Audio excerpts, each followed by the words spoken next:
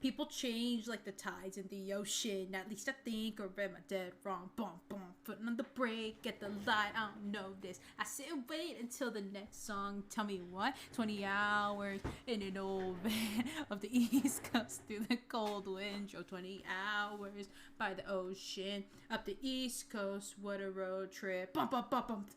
Now that interstate is paved with memories. Bump, bump, bump. Of a past life I lived when I was 18. Bump, bump, bump, and everywhere. Riddler. I had to pause just to hear that. Julie, thank you so much for the tier 1 sub. You are on a 6-month streak. Let's go. I finished Heartstopper instead of studying. Study! But also Heartstopper, so what can I say? Oh my god. Okay. Music? Past life we lived at 18. Oh, chat. Can you believe how loud I can be now? Because I'm back home. I don't have dumb neighbors to knock on my wall being like, shut up. I can be as loud as I want. I got so excited about the chapter that you will read today. Oh my god, the chapter is gonna be so good. And I've told that because of Julie. But I'm scared that I will cry. But Julie said that today is the favorite chapter, so I'm excited. I'm excited to have to grow up 20 hours in an old Ford. Also, the thing is, it's concert time. It is concert time. It is. But also, Alt Sama, thank you so much for that follow. Thank you. It means a lot to me. Thank you. Imagine knocking on the wall. No, literally. And for what? Huh? Because I can't jam? Dumb Hub. Sage Kit time. It's Kit Sage time, not Sage Kit. Boom, get that out of here. Kit Sage. Thank you so much for subbing for 6 months. Let's go. Let's freaking go. I'm so excited. I'm so excited. Julie has said that this is an amazing chapter. Chapter 19. And I saw a little bit of chapter 20 that I was telling her. And I was like, I'm so excited. Have to flex that founder's badge. As you should. As you should. I'm so excited. We have returned with, guess who's acting that hint? It wasn't me. Oh my gosh. You know what? It might have to be, it wasn't me. I saw that. I saw that though. So, and Kuya, hello. I saw you in that other chat. That was really funny. I thought that was really cool. But hello. You're kind of quiet compared to the music. I thought so. Here, let me see. Ba ba ba ba. It could also just be my mic. Oh, also my mic is not right in front of my mouth anymore. I had to, my boom arm, basically I lost a part while moving. So it's sitting right in front of me now. Literally just perched on my desk. So it's gonna be fun. But I hope that it sounds a little bit better. I know that name. I know. That's so cool though. It was cool to see you though. It was cool. Let's pop in. Here, we'll go a little bit lower. But chat, I'm so excited. We are back home, which means streams, like, they're gonna be great. Thank you so much for all the hydrates. I ran out of water. Well, you see.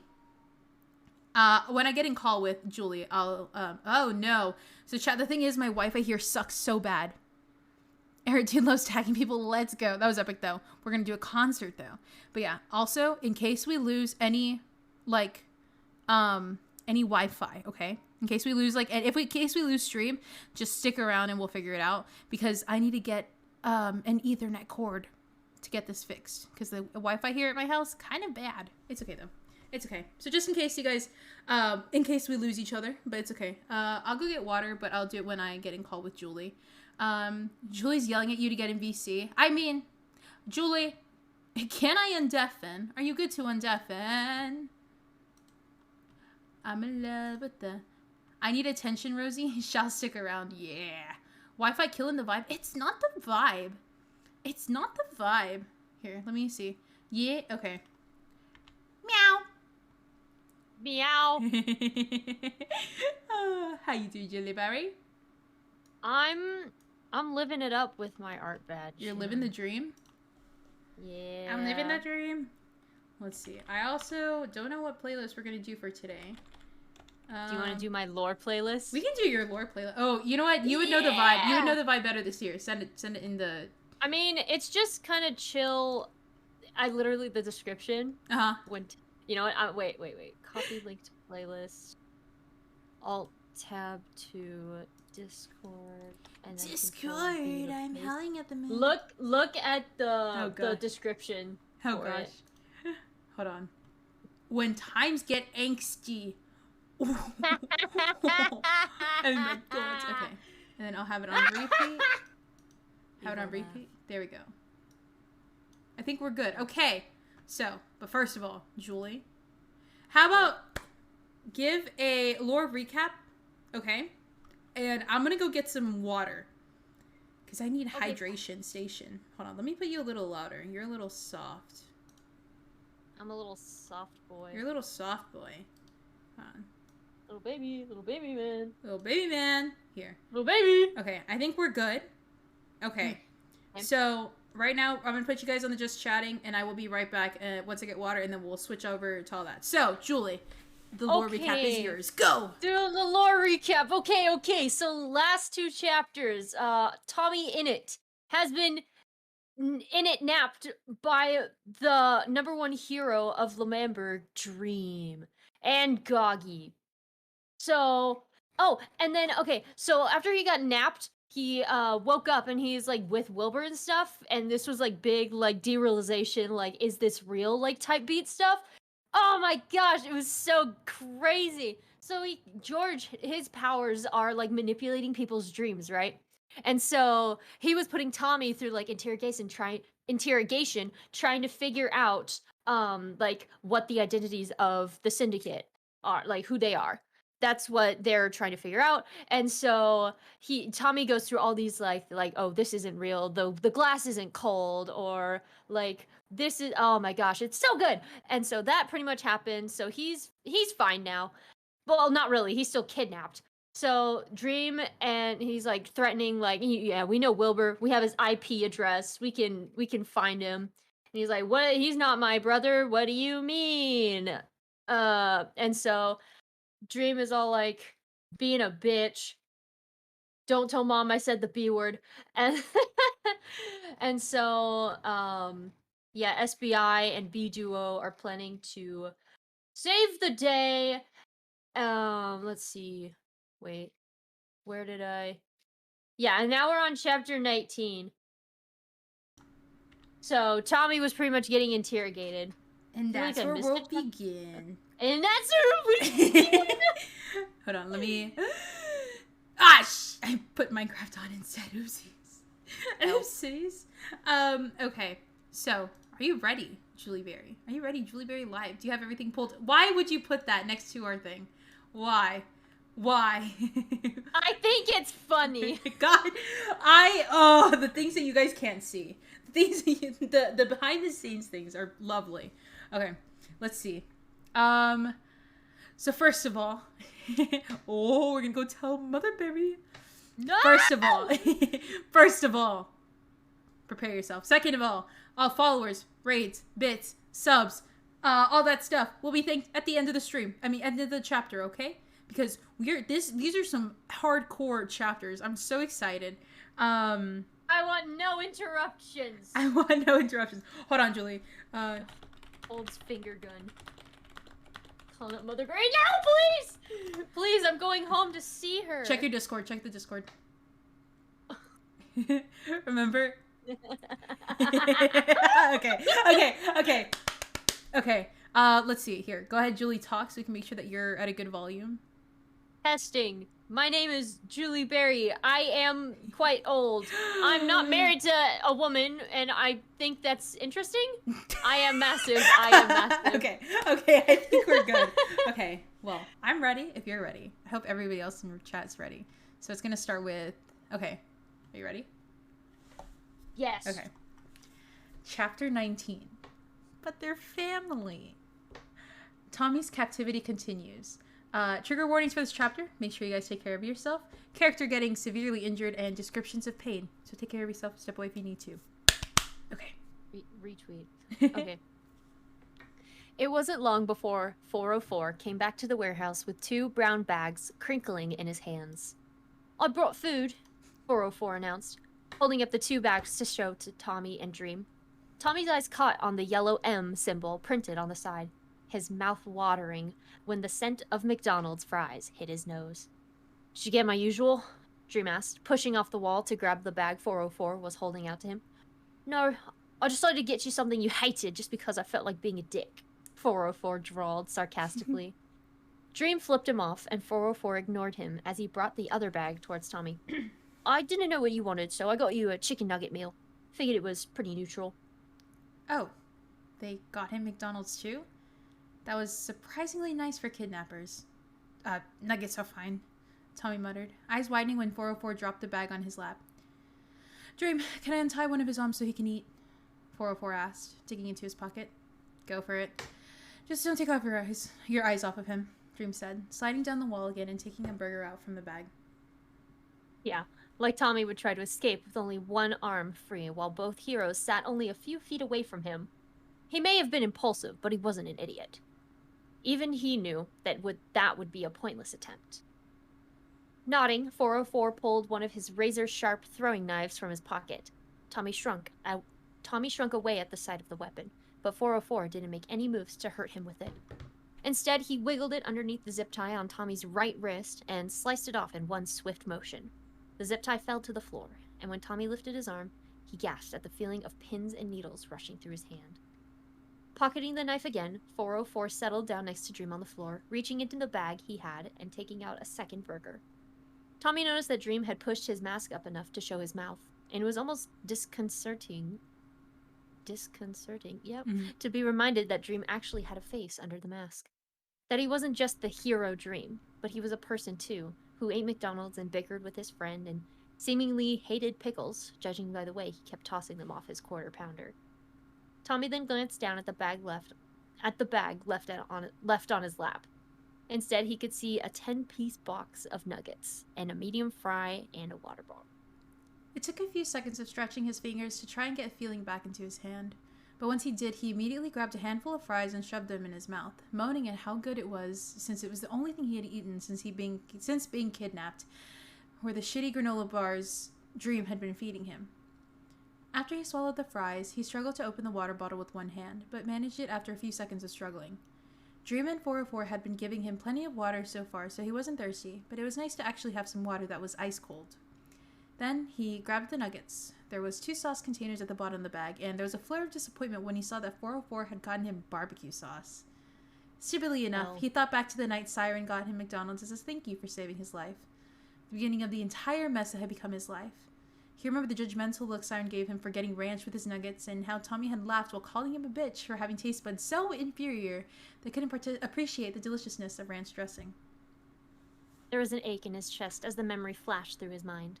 He missed Siren. He missed the banter, the jokes. He missed the reassuring squeezes on his shoulder, the familiar smirk set under a dark blindfold. Tommy missed the syndicate. He missed Zephyrus's kind voice. He missed Blade's loud huffs. He missed Nemesis's warm smile.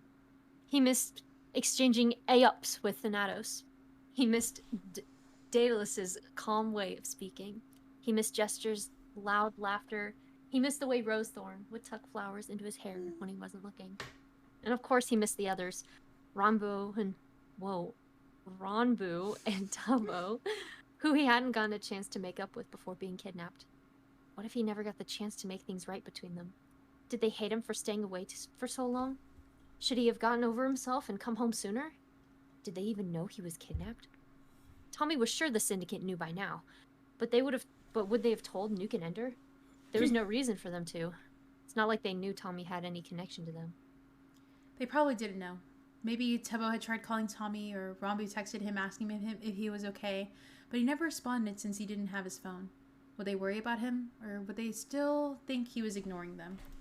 Shit. Did the Soots know? Tommy had been on the phone with Wilbur when Dream showed up. What the hell did he think? Dream didn't seem worried about the authorities knowing what was going on, so it seems Wilbur hadn't called the cops. There was a very good reason why Wilbur might not call the cops if he knew Tommy had been kidnapped by Dream, but he wasn't going to think about that anymore, because he was working off guesses here. Nothing concrete. But fuck, he missed the Soots. Playing Halo in Phil's office, watching documentaries with Techno, and of course listening to Wilbur brainstorm new music. If he closed his eyes, he could almost imagine he was laying on Wilbur's bed, face shoved into blankets as he listened to Wilbur try a few new chords. Wilbur would be humming along, maybe quietly singing a few lyrics as he tried to find a tune to fit them, and Tommy would just listen, voicing his opinions here and there, but mostly just letting the soft notes watch over him. It was strange how he had the urge to go home, yet there were two homes he was thinking of. One was his home with Tubbo and Rambu, with their stained couch, ratty blankets, the smell of ramen basically ingrained into the walls. He wanted to listen to Tubbo rant and rave about why his code wasn't working without understanding a single word of it, letting Tubbo use him as a sounding board until he figured out the problem on his own. He wanted to lean against Rambu's shoulder, watching the DS in his hands as he tried to beat his record time at Mario Kart for the 100th time. His other home was with the Soots. He wasn't sure when he'd started thinking of the Soot house as home, but his chest ached with longing to go back there. He hoped they weren't worrying about him too much. The last thing he'd want to do is make them worried. Fucking hell. He just wanted to go home. Something wet dripped onto the nugget in his hand, and it took Tommy a moment to realize there were tears on his cheeks. He quickly wiped his eyes, trying to hide the fact that he'd started crying without realizing it, and started devouring his chicken nuggets to try and distract himself from his thoughts of home. Of course, it wasn't his lucky day, though. He'd run out of luck long ago, apparently. "You crying?" Dream asked, sounding strangely horrified as he put his burger down. "No, I'm not," Tommy snapped, keeping his head down. "I'm fine. Fuck off." Shit, are you okay? Do you, not like nuggets? For some reason, Dream almost sounded panicky, like a parent who had no idea what to do when their toddler started screaming. Tommy almost laughed at that. Yes, it was definitely the nuggets that were making him cry right now. For a superhero, Dream seemed like he could be pretty damn stupid. "I said I'm fine," Tommy said, shoving another nugget in his mouth. The last thing he wanted was to tell Dream he was crying because he wanted to go home. He was being pathetic. He had way bigger things to worry about than just missing home, so he decided to change the subject. "What's your problem with vigilantes?" Tommy asked abruptly, still keeping his eyes down as he chewed on his nugget. Dream seemed taken aback. "Huh?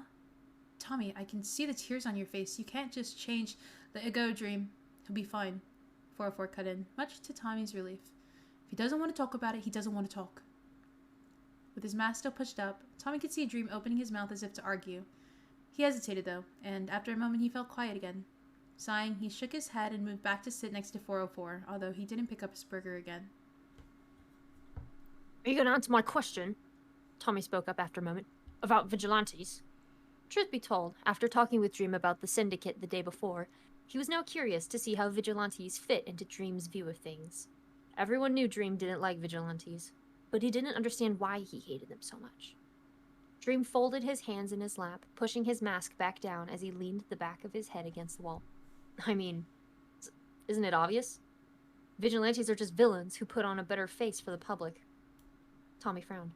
"The fuck are you talking about?" Villains are people who use their abilities to get power over others. Vigilantes do the same thing, use their abilities to assert themselves as being above normal civilians. Dream explained, stretching his arms above his head. "What? That's not what vigilantes do at all, dumbass," Tommy argued. "Vigilantes try to help civilians. They do what you heroes fucking won't. They won't stop all the petty crime without any of the glory that you rich assholes get." "But don't they get glory? The people love vigilantes," Dream scoffed. "Besides, if being a vigilante was really all about helping civilians, why do so many of them end up becoming villains? Like Dryad.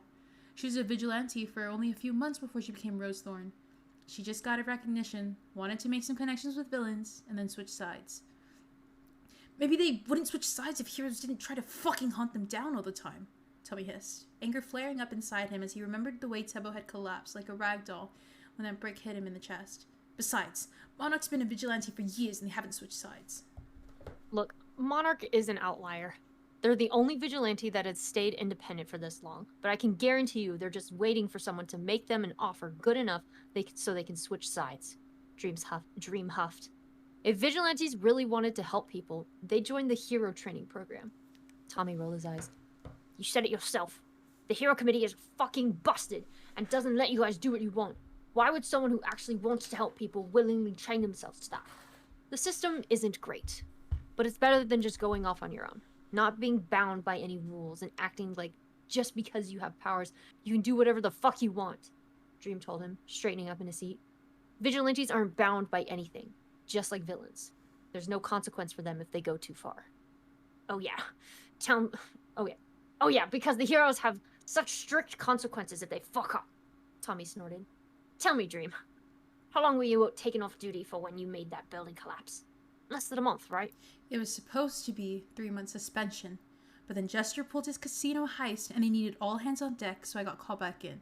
Dream shot back, folding his arms over his chest. Wow, real big consequence for your actions there, Tommy huffed, his food completely forgotten about now. It's still more than what vigilantes get. Dream pushed to his feet again, 404 barely glancing up as he munched on a french fry. Like, take Nuke and Ender, for example. Nuke's powers are insanely dangerous. He's only caused minor damage with his explosion so far, but if he wanted to, he could level out a fucking city block. Right now, there's no one to stop him from doing that. Tommy stiffened at the mention of Nuke and Ender. Although his connection to the Syndicate wasn't a secret, it seemed like so far, Dream and 404 had no idea he had any sort of relation to the two vigilantes, and he'd obviously prefer to keep it that way. He kept his face as neutral as possible as Dream continued. And sure, you might argue that even if Nuke could do that, Ender wouldn't be able to cause that much damage. But his issue is that if he really wanted to help people, there are so many other ways he could do it. Do you realize how useful teleportation as a power is? Ender could be teleporting injured people to hospitals in less than a second, so they don't have to wait for ambulances. Or he could help people get out of burning buildings, or even help people caught in the middle of a hero and villain fight. But no! Instead of using it for that, he just uses his power to keep his friend out of danger during fights. It's so fucking selfish when you think about it. Tommy's free hand curled into a fist. How dare Dream call Rambu selfish? He wasn't selfish. He was one of the most kind-hearted people Tommy had ever met. In that moment, it was taking all his control not to go off about how wrong Dream was. I don't know why I bother asking, Tommy huffed, stuffing another fry in his mouth. Dream fell silent after that, and Tommy didn't ask any more questions. Instead, he stewed in his anger, eating the rest of his McDonald's and trying very hard not to let himself think back to the people he missed. Once again, it wasn't long before Dream got another call, and he said he had to go. 404 stayed behind to babysit him again, making sure to put another zip tie on his wrist after he was done eating. Then, he didn't waste any time before putting Tommy back to sleep, clearly not wanting to deal with Tommy's smart-ass remarks without Dream by his side. Tommy was disoriented when he woke up again. Dream was back while 404 was gone, and Dream told him it was late morning. While one part of Tommy was irritated that 404 just kept knocking him out, if there was any plus side to the whole kidnapping thing, it was that he was getting more sleep than he had in years. The morning sun was filtering through the smudged warehouse windows, dust dancing in the beams of light that crossed the floor. It was getting difficult for Tommy to keep track of how long he'd been here for. He was pretty sure this was the third day of his capture, but for all he knew, 404 could have kept him sleeping for more than 24 hours. It's not like he had any way to check what the date was. 404 brought McDonald's for him again. This time it was breakfast food, an Egg McMuffin with a hash brown and more water. They repeated the same routine as yesterday, with Tommy having one free hand to eat with, as he winced at the way his wrist joints cracked when he moved his hand again. Once Tommy was done eating, Dream tied him down again and threw out the trash. Then he sauntered over to Tommy's chair, his cape swishing around his ankles with every step. So, are you going to tell me the identities of the Syndicate yet? Dream asked. Tommy snorted. Fat chance, fucker! It didn't matter how many moral crises the hero gave him. Tommy still wasn't going to betray the Syndicate to the asshole who kidnapped him. Dream huffed. Come on, Tommy. Think about what we've been talking about. Why are you protecting them? They're not... Oh, before Dream could continue his spiel that he'd probably prepared beforehand, fucking loser, there was a loud pounding noise. Dream froze, his head whipping towards the door of the warehouse that Tommy couldn't see from his point of view, but had heard Dream and 404 going in and out all the same. Tommy's heart began to beat faster. Could that be the Syndicate? Had they found him? Dream whipped his head to 404, who was on his feet in a flash. Holding up one finger, Dream pointed to Tommy, and 404 nodded as he took his place next to Tommy's chair.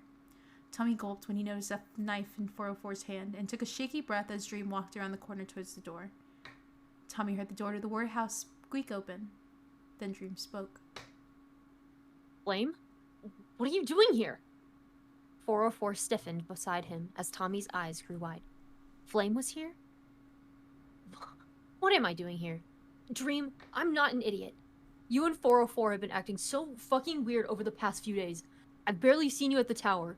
You're not responding to my texts for hours, and now I find you hiding out in some creepy-ass warehouse? Like, dude, come on. I can tell there's something going on, Flame explained, sounding pretty damn pissed.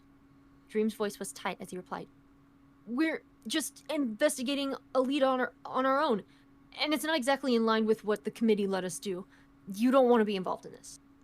Wait. Flame didn't know that Tommy was kidnapped. Dream had been actively trying to hide it from Flame over their phone calls. The only reason Dream would be doing that would be if he knew Flame wouldn't be happy with what they were doing. What do you mean it's not in line with what the committee lets us do? Flame asked. Before Dream could respond, Tommy opened his mouth. Help! He screamed as loud as he could. Help me, I'm in... Tommy was cut off by 404's hands slapping over his mouth. Still, he was a second too late. Tommy's voice had been heard. What the fuck was that? Flame demanded, and Tommy heard the pounding footsteps echo through the warehouse. Flame, seriously, you don't want... No! Dream, you don't get to fucking hide shit from me. Not when it sounds like you have a goddamn... Flame rounded the corner. He looked almost exactly like he did on TV. Long dark hair pushed back with a white bandana, a flame-patterned mask covering the lower half of his face, black wrappings around his hand leading up to his mid-elbow. The only thing Tommy would say was different about Flame than how he looked in the interviews and on the news was that he seemed younger. Like, although Tommy could only see his eyes, something told him the guy had to be in his early 20s at most. Right now, though, those onyx black eyes were staring at Tommy with pure and utter shock. Dream rounded the corner behind Flame, shaking his head as he folded his arms over his chest. I told you, you didn't want to know, Dream muttered. Flame blinked a few times, as if he was trying to make sure he wasn't hallucinating.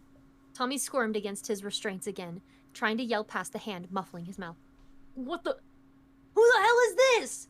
Flame shouted after his moment of shock passed, whipping his head towards Dream. You kidnapped a fucking kid? Look, Flame, he's not just some kid, Dream said, dropping his arms to hold his hands up in a pulsating motion. He works for the Syndicate, 404 chimed in, grunting as Tommy struggled against his grip.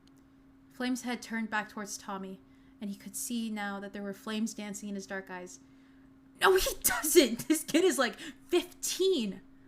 Well, he wasn't fucking 15, but he wasn't exactly in position to correct them right now. He does, Dream insisted. You know how villains have been coming back from injuries that should have either killed them or taken them out for months?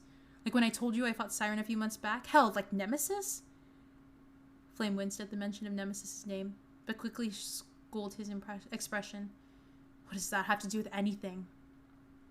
Dream gestured towards Tommy. He has healing powers. The kid runs a healing business for the Syndicate in the back room of the coffee shop he works at. That doesn't make it okay for you to fucking kidnap him, though! Flame shouted, waving his hands around wildly. Why didn't you just get a warrant to arrest him? I didn't have enough physical evidence, Dream admitted, but there's an alley that connects to the back of the cafe. I hid around the corner and watched villains go in with bleeding injuries, only to come out minutes later, completely healed.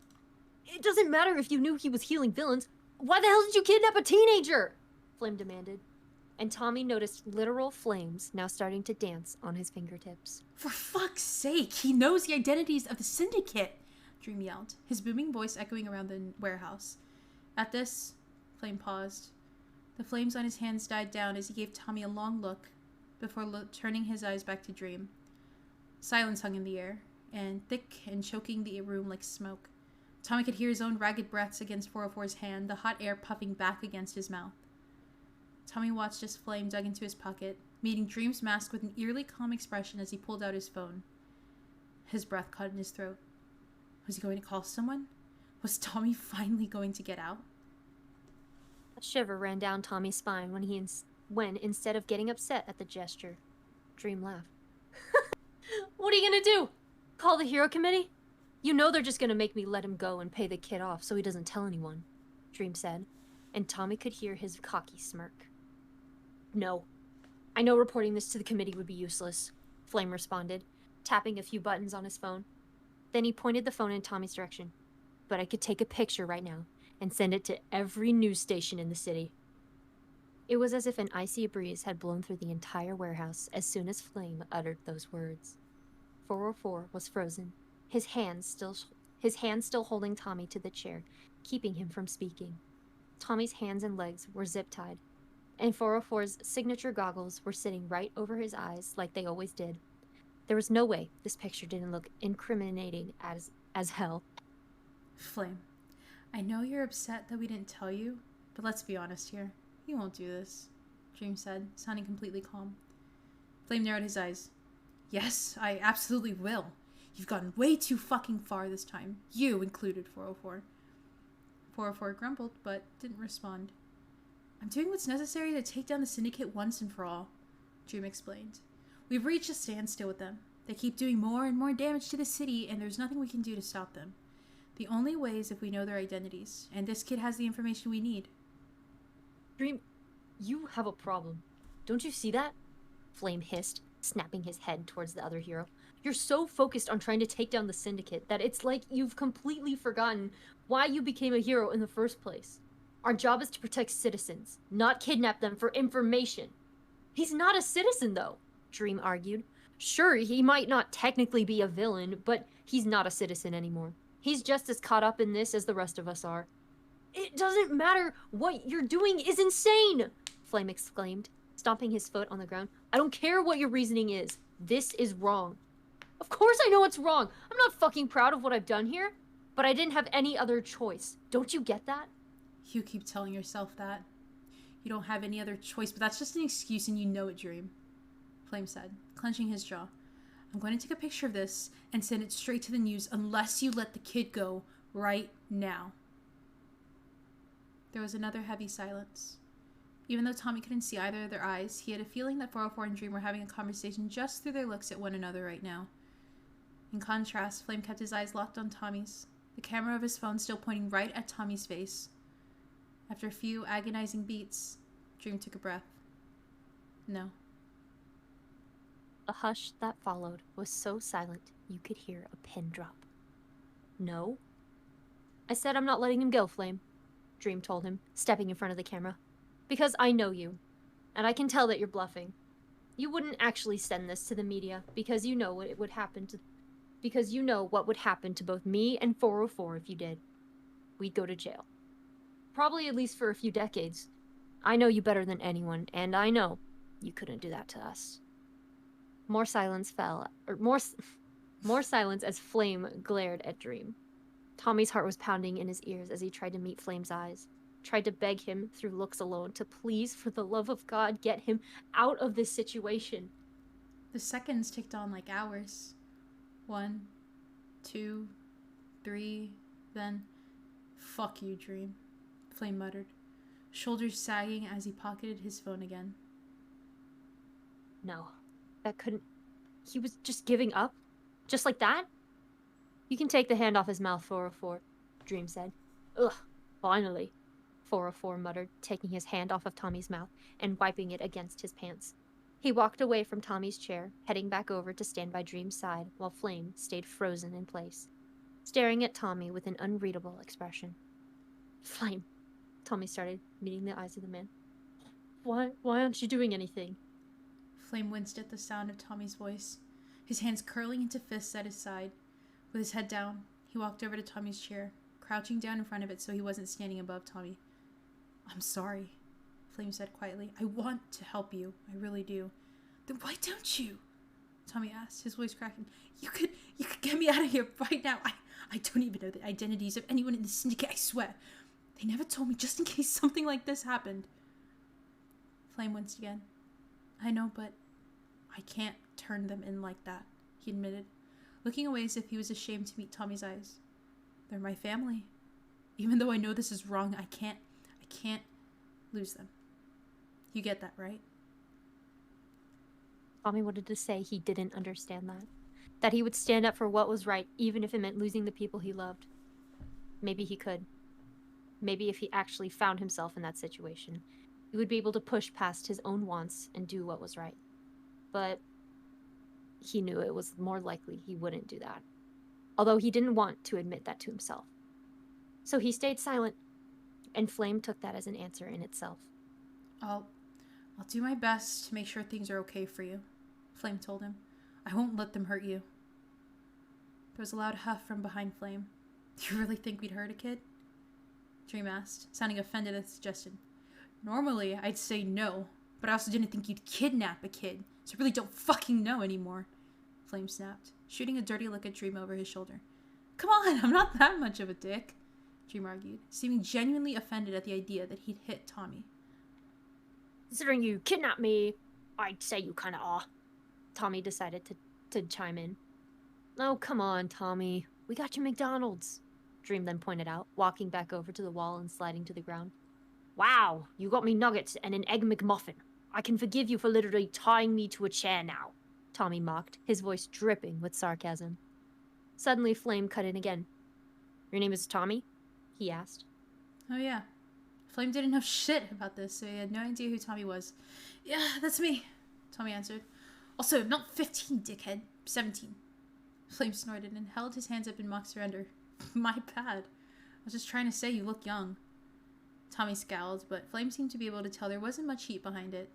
At this point, Tommy didn't have the energy to actually get worked up over being called young. It was such a silly thing compared to his current situation. Sure, it was nice to focus his anger on to pretend he wasn't literally in captivity, but it only worked for a few seconds. No, Tommy was fucked. Flame had been his only hope at possibly getting out of here, and he wasn't going to do a damn thing to help him.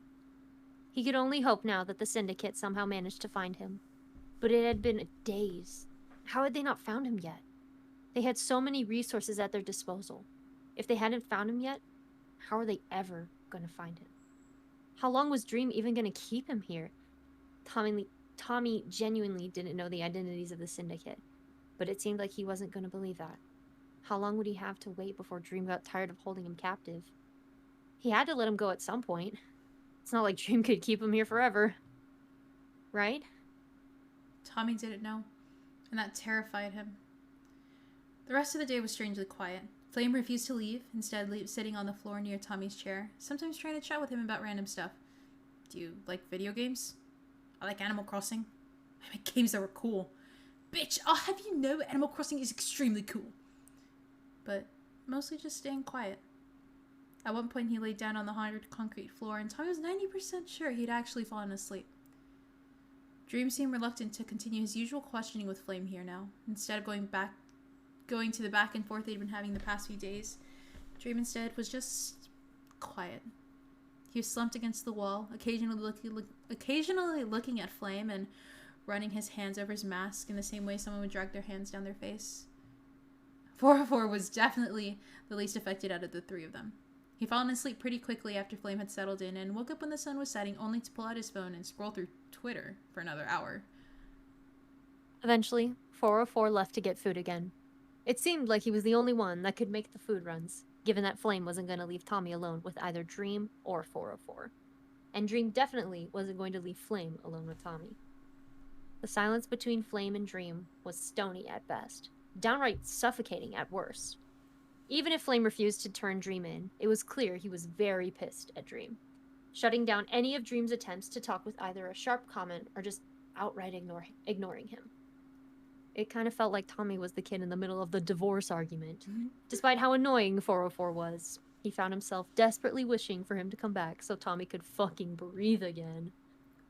Thankfully, 404 came back about an hour after he left with a huge takeout bag on his arm. It wasn't McDonald's this time, and the smell of something fried and delicious made Tommy's stomach growl. Oh, thank fucking God, Flame muttered, pushing to his feet as he ran for the takeout bag. What'd you get? That fried chicken food truck we went to that one time, 404 said as he dug into the bag, pulling out a sandwich wrapped in paper. Tommy, you're fine with fried chicken, right? Tommy clenched his jaw. Again, another reminder. Hopefully he didn't cry over his food again. Yeah, I'm fine with it, he replied, relieved when his voice didn't crack. 404 walked over, taking his knife out of his pocket and cutting off the zip tie on his wrist once again. Flame glanced over, frowning when he noticed Tommy using his one hand to start eating his sandwich. Dude, come on, let him use both hands to eat. No way, Dream cut in, having already pushed his mask up to start eating his sandwich. I'm not risking him escaping that easily. What the hell is he gonna do? There's no way for him to get the zip ties off his ankles with just his hands. Tommy decided to ignore their arguing, not really caring whether or not Dream decided to untie his other wrist. While it would be nice, he could eat the sandwich well enough with just one, as he was already doing. The sandwich was just as good as it was the first time. Fundy's fried chicken was the perfect balance of crispy and juicy, and Tommy wished so badly he could be eating this with Wilbur right now. He glanced up at the moonlight streaming through one of the windows. It was a full moon tonight, and it lit everything up in the warehouse with a soft white glow. Even through the dust on the glass, Tommy could make out stars twinkling against the black. It was strange how some of the stars weren't white, though, and instead seemed to be a dark shade of glittering purple. Wait. Those weren't stars. Furrowing his brows, Tommy strained to try and focus more on the odd purple particles that seemed to be floating right outside the window. He'd seen those before. He knew that. He just couldn't remember where. Suddenly, the sound of the warehouse door being kicked down helped Tommy remember where he'd seen those purple particles before. Ender left those behind when he teleported, meaning Rambu had just been here. Meaning Rambu was probably outside, along with Debo and possibly even the rest of the syndicate. Tommy smiled as Dream and Flame's argument abruptly cut off. As the sound of storming footsteps began echoing around the warehouse, the three heroes jumped into action. "Where is he?" a gruff voice boomed. Blade. It was Blade. Holy shit! The syndicate was here. Tommy wanted to cry. They came for him! Before he could celebrate, though, the Dream Team jumped into action. Flame's arms lit up in swirling shades of orange and red, while 404's throwing knives glinted in the moonlight. Both of them sprinted around the corner, and suddenly there was loud shouting as the fight began. Dream, meanwhile, stayed where he was.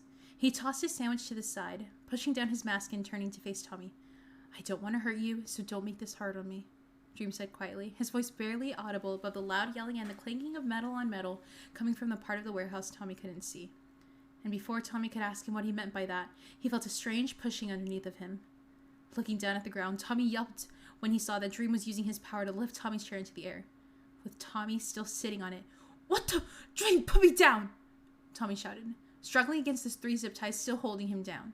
He kept moving up, until he was almost hitting his head against the ceiling of the warehouse, which was really fucking high. It was making him dizzy to even try and look down at Dream. The sound of footsteps got louder, and Tommy's breath caught in his throat as several figures rounded the corner. There was Blade at the front, his pink hair tumbling loose around his shoulders as he huffed like a true wild boar. Zephyrus swooped down beside him, his wings somehow looking even darker than usual. Daedalus stood beside them as well, his mechanical arms holding a deadly-looking trident.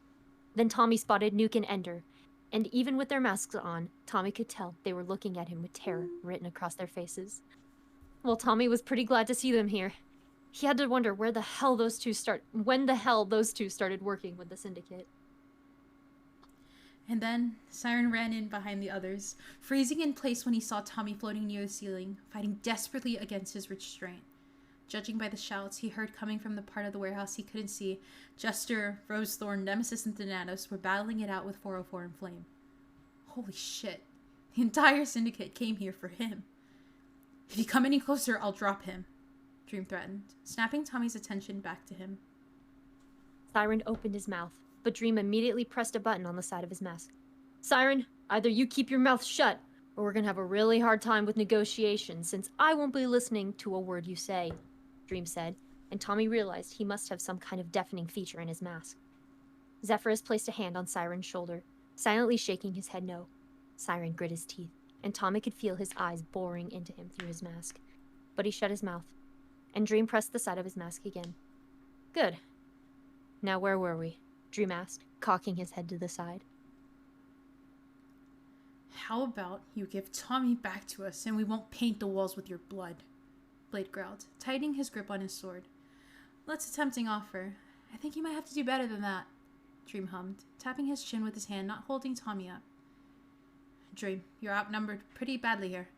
If you hand him over to us without issue, we'll do you one mercy and not kill you right now," Zephyrus warned, his voice like ice compared to the fire in Blade's. "Oh, you think you're outnumbered?" Dream laughed, and it was that harsh and grating laugh that he hated. Suddenly, Dream whipped his free hand over, and Nuke shrieked as he went flying. His body slammed against the wall to his left, and he was pinned there by Dream's invisible force. "Nuke!" Ender screamed, teleporting to his side. He tried to pull Nuke off the wall, but Nuke was gasping as he tried to struggle against the telekinesis, and neither of them were strong enough to push against it. "Let him go, you bastard!" Tommy screamed, still fighting desperately with the zip ties. His wrists were starting to bleed now from where the zip tie was cutting into his skin, but he didn't care. Tubbo was getting hurt. He had to try and do something to stop Dream. "Dream!" Daedalus's calm voice suddenly broke over the chaos. "You know this isn't gonna end well for you. You're not able to take us all." Dream whipped his head in Daedalus's direction so fast. Tommy thought his neck might break. "Oh, really, Warden? You really think I can't take all of you?" He laughed again, and it made Tommy's blood run cold. "I'm not going to give up until I get what I want. And that's the identities of everyone in the goddamn syndicate." Then, Nuke fell to the ground, and he gasped as he struggled to sit up. Now, with his second hand free again, 3 swords rose out of the sheaths on Dream's back, floating around his head, ready to strike. Dream kept glancing between Blade, Zephyrus, Daedalus, and Siren. He was waiting for one of them to strike first, which is why he didn't see Ender until it was too late. Oh my god. Sorry, my heart is beating really It's okay. fast. In one moment, Ender was kneeling next to Nuke. The next, he was right in front of Dream, sprinting at him with a battle axe in hand that he definitely got from Blade, leaving behind a flurry of purple particles in his wake. One of Dream's swords rose up to easily block the heavy swing Ender made with the axe, but as soon as the sword blocked it, Ender disappeared again, the axe clattering to the ground as Ender reappeared on Dream's other side. Tommy watched as he body slammed Dream's side, and then everything went in bullet time. Dream began to fall backwards with Ender on top of him. The hand Dream had been using the whole time to keep Tommy up flew to the side, before moving backwards as Dream struggled to catch himself. Tommy felt the chair he was in suddenly jerk backwards with violent force. Tommy was moving very fast towards the wall behind him. Far too fast. "Shit! Tommy!" Dream yelled, trying to reach up towards Tommy again, but it was too late. The chair with Tommy still tied to it slammed into the wall with the kind of force Tommy imagined you'd feel in a car crash. He heard loud cracks as the wooden chair splintered underneath him. Then, he was falling. The concrete floor rushed up to greet him with open arms, and when Tommy hit, there was a deafening crunch as his bones met the floor with more impact than what was possibly probably healthy. For a moment, he was numb. His head was spinning, and all he heard was a loud ringing in his ears. Then, the pain hit. Yeah, definitely wasn't healthy to fall that far. It was a hot flood of burning pain that washed over him all at once. Sharp stabs were shooting through his head, fire was licking his veins, and every breath felt like needles were jabbing into his lungs. The ringing in his ears began to fade just enough for him to hear a voice. "Hey!" Siren screamed, his trench coat flaring out as he sprinted towards Tommy. And suddenly Siren was there. He was kneeling at Tommy's side, hands hovering over his arms, and Tommy realized his head was sitting on something wet. "Oh my god, fuck! Tommy, I'm so sorry! I'm so goddamn sorry!" He was cut off by a shriek coming from behind, and Tommy tried to move his head to see what it was, but it sent another wave of pain through his skull, and he screamed. "Fuck it, don't try to move, Toms. You'll only make it worse," Siren said, his voice cracking as he struggled to keep calm. It's just the others fighting Dream. They're taking care of him." Shit.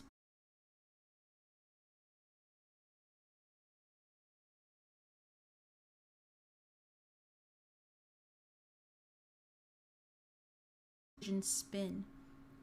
A whine rose up out of Tommy's throat as a bright light began to shine from his chest. His healing. His body was probably trying to heal itself. There was a loud pop in his ears when he felt a rib shift back into place, and he cried out again at how badly it hurt. Then more purple particles flooded his already swirling vision as Ender appeared next to Siren. "Holy, this is bad. This is so bad," Ender stammered. "Ender, I need you to teleport us out of here," Siren ordered, grabbing Ender's arm. "It doesn't have to be far. Just get us to a nearby roof or something." Ender gulped. Okay. Okay, but I don't know if I should try to teleport him while he's..." "It's better than staying here and risking him getting hurt more," Siren snapped, making Ender jump. Another rib snapped back together and Tommy screamed again. The orange glow was getting brighter, making his shirt entirely see-through as he writhed on the floor. Then there was a hand grabbing his wrist and Tommy whimpered at the touch. "I'm sorry, Tommy. It'll be fast," Ender whispered. Then Another voice shouted behind them. Shit! 404, grab Ender before he teleports them out! Dream yelled, sounding much more winded than before. There were footsteps getting louder, and Ender shut his eyes. Tommy's eyes widened as 404 appeared behind Ender, reaching for his head to put him to sleep. But right before he could touch his hair, everything disappeared. There was the darkness and the stomach swooping sensation again. Tommy screamed at the vacuum that pulled over his body, jostling all his broken bones and sending more and more pain through him. And then, suddenly, the world was back. Cold air stung his cheeks as he landed against another hard surface, and although his vision was still spinning, he could just make out the stars. "Are you okay?" Siren asked, his face blurring into swirls of deep blue-black fabric and soft brown hair. Tommy could only whimper as the glowing in his chest grew brighter. His shoulders retched back into its socket, and he shouted again, the tears streaming down his cheeks hot against his skin. What do you think we should do?" Ender asked, still holding onto Tommy's wrist with so little pressure it was like a feather. You need to go back to the warehouse and help them out, Siren told him. I'm gonna be fucking useless in there compared to the rest of you. I can stay with him and get him home. You need to make sure Dream doesn't come after us. Ender frowned. But, Rambu, I swear to you, on my life, I'm not gonna let him get hurt again, Siren whispered, and Tommy jolted hearing Siren use Rambu's name. I made that mistake once. I'm never making it again. There was a beat of silence, and Tommy could see the orange light from his chest shining against Rambu's black hair. Okay. He finally relented. Tommy, Tubbo, and I will be back soon. Tommy would have nodded if he could, but it was getting so hard to even comprehend what people were telling him. By the time he processed what Rambu said, he had already disappeared again, leaving him with Siren. Siren gently rested a hand on his shoulder that was just popped back into its socket a few moments earlier, and Tommy was relieved when it didn't worsen the pain. Can you hear me, Toms? Barely. His head felt like it was full of cotton, and as the pain gradually began to dissipate, as his healing pushed itself to the limit, his body was getting heavier than he'd ever felt it before. Kinda, Tommy muttered, his words slurring. Gonna be alright, Siren told him. It's okay now. You're safe. You did so good. Tommy whimpered as another bone snapped together, and suddenly there was a hand in his hair. Siren took care to avoid the blood spot on the back of his head, although Tommy was pretty sure it had mostly healed by now. Instead, he carted his fingers through the curls on the top of his head, and the touch was soft, so reassuring, that he melted into it. He tried to use the little energy he had to put all his focus into how nice it felt, instead of the lingering pain that was still echoing through his limbs. It was so familiar, having these hands run through his hair.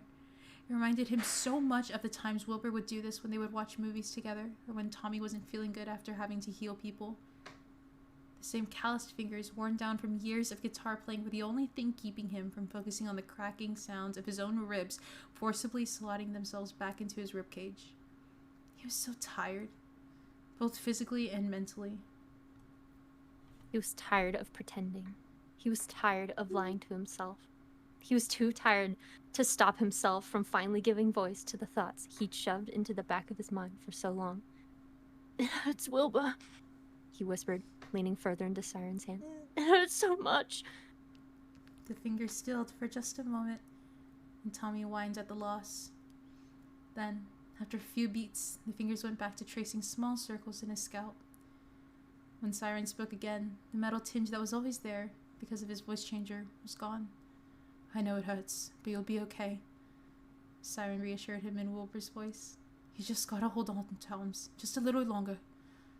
Tommy forced his eyes open again, his lashes sticking together because of his tears. When he glanced up, his vision wasn't spinning anymore. Wilbur had pushed the mask up, so Tommy could finally see Siren's eyes. He'd been right. Of course, he wasn't surprised, but there was an ache in his chest as he met Wilbur's dark gaze while he still wore Siren's clothes. Tommy knew that this was a big deal. This had a lot of implications, and he probably should be pretty damn pissed at Wilbur right now. But he was so unbelievably tired. Every thought came to him slowly, as if his mind had been filled with honey when he wasn't looking. The orange glow had finally faded and taken the pain with it, leaving a bone-deep exhaustion that he'd never felt before. Tommy was too tired to care about being mad at Wilbur right now. He was just so relieved to see his brother again. I missed you, he whispered, his voice little more than a rough wisp of sound. Tears made their way down Wilbur's cheeks. I miss you too, he whispered back, his voice cracking. Can I sleep now?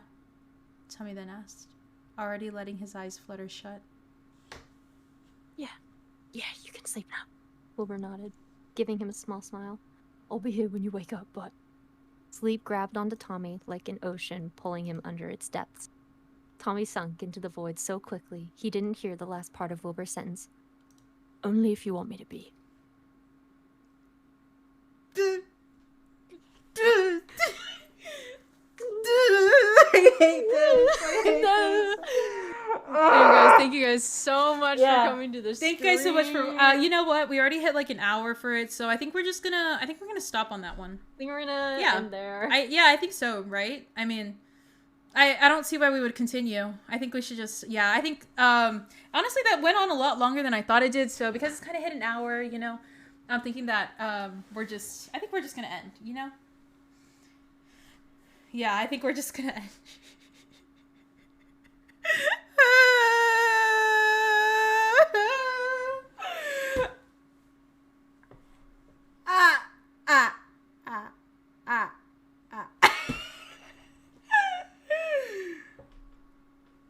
Okay, bye guys. No, just kidding. My hot hats. That was a joke. That was a joke. Can we be done? I'm sad. I'm sad. I hate this. There you go. There's your prank of the day. There's your prank of the day. Prank. You got pranked. I haven't been around for 6 days. You guys needed a prank, you know? Come on, seriously? An hour of streaming? Me? What? What? Sorry, I was just handed an X-Acto knife. Oh? Julie, are you committing a crime? No. The cap is duct taped on. Okay, good. Knife. Hell yeah. That chapter. Yes, I know what I was talking. Guys, when I tell you, I reread this chapter a lot. Oh my god. Y'all don't even know. Oh, that I'm like. I was so happy with the parts that I was reading, Kit. Yeah. You don't even know. Really? Yeah, I was like, I have to read this line. Oh yes, it worked out in the end. I just did it. I know I messed up in a couple of them. I like messed up my. Oh, it's fine. No, like I messed up like a couple of the chapters, but you know what? It gave you the ones that you wanted. It did. Well, I think let's see. Do we need a lore recap for chapter 19? Bad prank. Probably not. I don't think we need a lore recap. I think everybody. I already did a lore recap, yeah, and then we just read this chapter. I think we're good. So this one, I think, is one of the longer chapters too. I think, as well. Hey yo. So I think, yeah. All so right. that chapter hurt, but in a good way. It was so good. It was so. Oh, my heart is so. It was broken and then put together, and now it's broken. So I needed to be healed again. Like Tommy's body. God, why would you say that? Why would you say that? His Why? bones were broken. I dude. don't put him like back, you. Back together. Like How Legos. could you do this to me, JULIBERRY? He's like a Lego man. No, he broke and then you put him back together. He's a human being. He's just a 15-year-old boy. He's 17. You just read the chapter. It was a joke. Oh my It was a gosh. jokey joke. Bruh. You know the Tommy that was 15? No. No. You don't get to say that. Okay? I still have PTSD from that whole thing. Okay? Oh, I do too. And you read the chapter to me. I did. You know what? I kind of want to do like a year later. I'll reread it again. I think. No. Well, I still need to read Shrike because that's the prequel. I think that'd be fun. Oh yeah, that would be fun. That would be. Yeah, doing that instead of reliving the pain. Yeah. Oh, man, I can't do that again. Don't do it again. Okay. But you know what we will do again? Read chapter. Read the next chapter. Yeah. Okay. It starts with you. Whitey Bear. So you go ahead and you can do the introductions of it all. Things. Okay. Chapter 20. A small piece of home. Tommy is recovering, and then trigger for this chapter. Mentions of reality confusion, not being sure if things are real. Minor panic attack early on. So, take care of yourselves. Take care of yourself, gamers. Take care of yourselves, gamers. Now we're gonna hurt ourselves by reading more of this fanfic. Oh, this is where the hurt comfort comes in. No, I don't. I was never introduced to hurt comfort until you, JULIBERRYLIVE. It's such a good tag, though. It's so good. It hurts. Thanks with a happy ending. Okay. Just like Guns for Hire. Okay. Guys, are you ready? Chapter 4. Are you ready? Okay, anyways. Yee. Yes. The first thing Tommy noticed when he woke up was that he was thirsty as fuck. H2O. Oh, also his head was killing him, and his body was pretty sore too.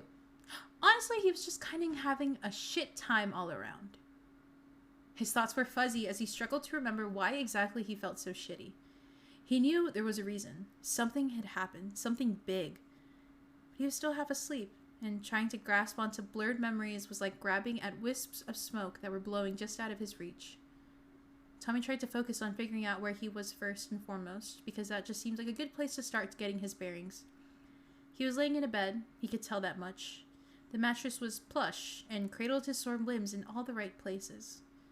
His head was also on an unbelievably squishy pillow, and he could feel his cheek being smushed into a soft pillowcase. It was odd. He wasn't used to sleeping in a bed after. Wait. All at once, everything came flooding back. The kidnapping, talking to Dream, Flame not helping him, the Syndicate showing up to save him, the memory of hearing his own bones break The memory of hearing his own bones break echoed in his ears. And although the memories were addled by pain, he unfortunately could recall the entire past few minutes he'd been conscious with perfect clarity. Ender teleporting him out, Siren crouched down next to him, apologizing over and over, running his hands through Tommy's hair. Seeing Wilbur's eyes staring out at him from under Siren's masks, Tommy finally giving in and letting the puzzle pieces slot into place in his mind. Siren was Wilbur.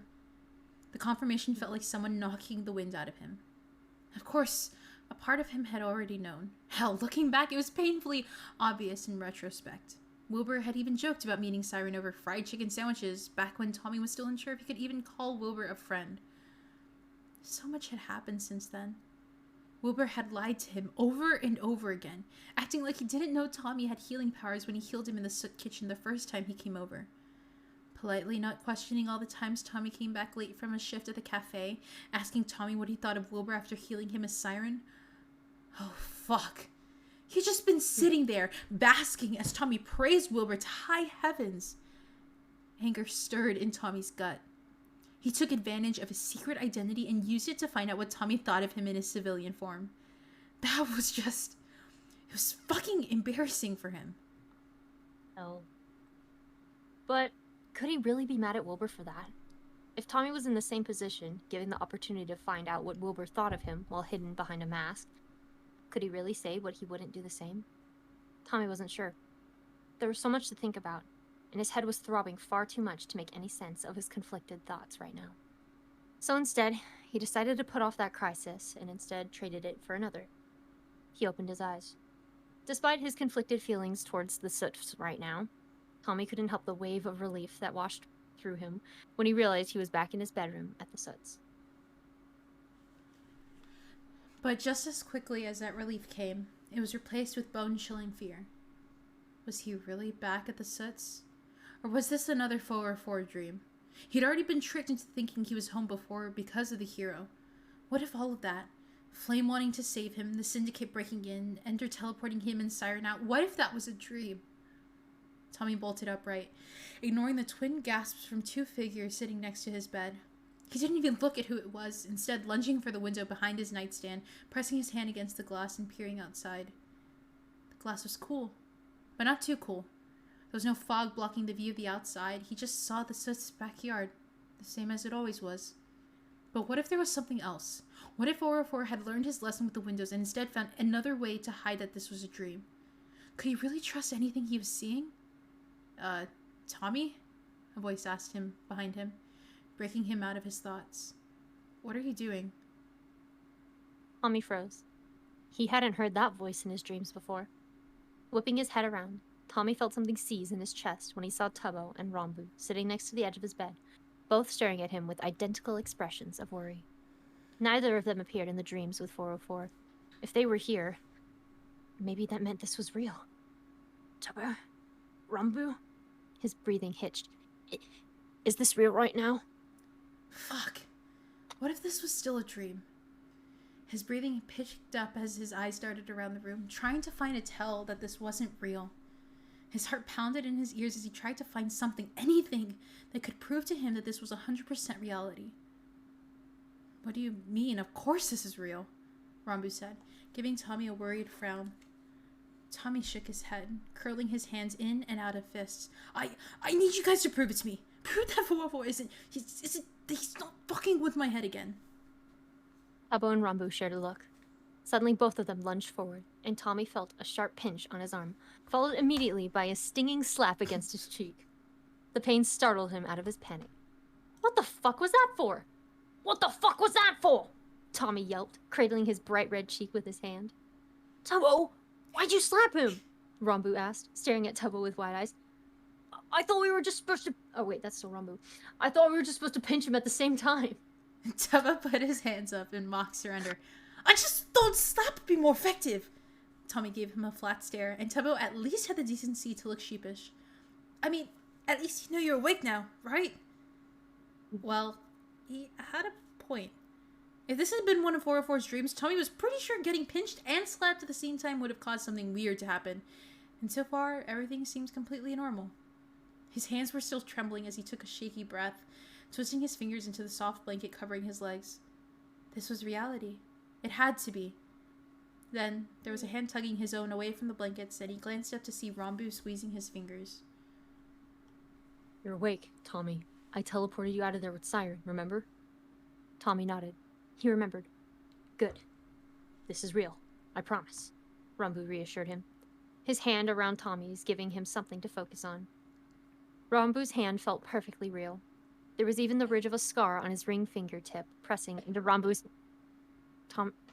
Tommy's hand, which Tommy knew the boy had gotten when he was trying to cut dry ramen noodles in half with a knife because Tubbo wanted to be able to eat the dry noodles on the go as a convenient snack.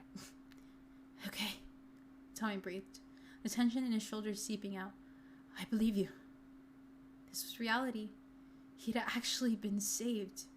He was finally home.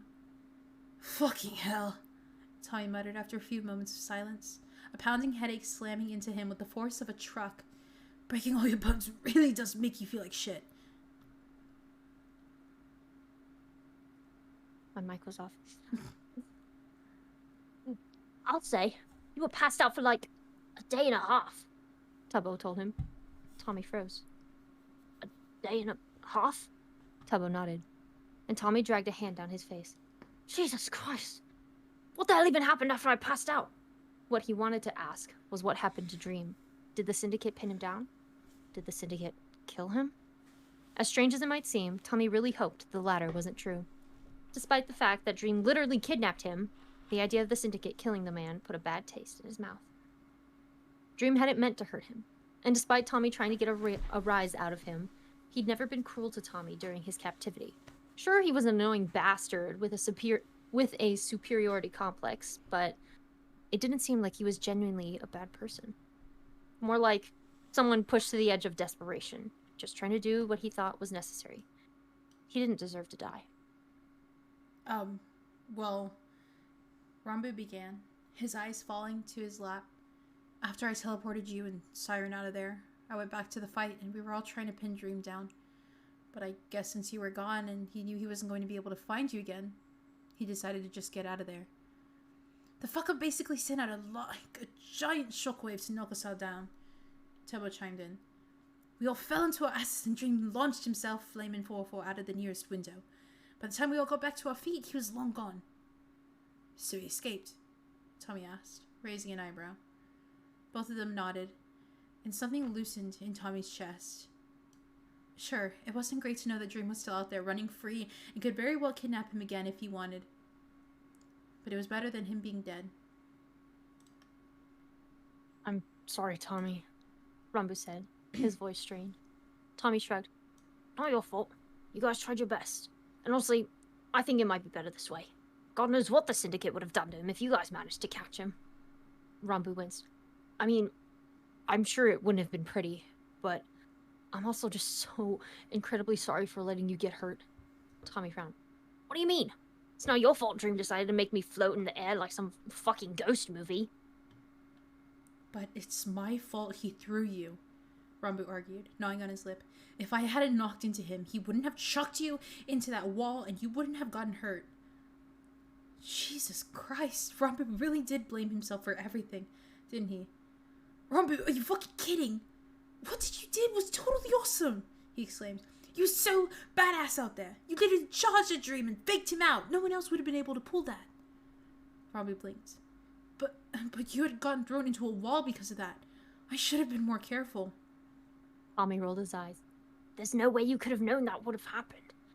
Plus, there was probably no way of ending that standoff without me breaking at least a few bones. Still, nope, Rambu. You're done with the self-blame. Oh, that's Tubbo. Nope, Rambu, you're done with the self-blame. Tubbo cut in, slapping a hand over Rambu's mouth. Remember, we've been working on this. Rambu sighed deeply, but didn't bother trying to fight the hand over his mouth.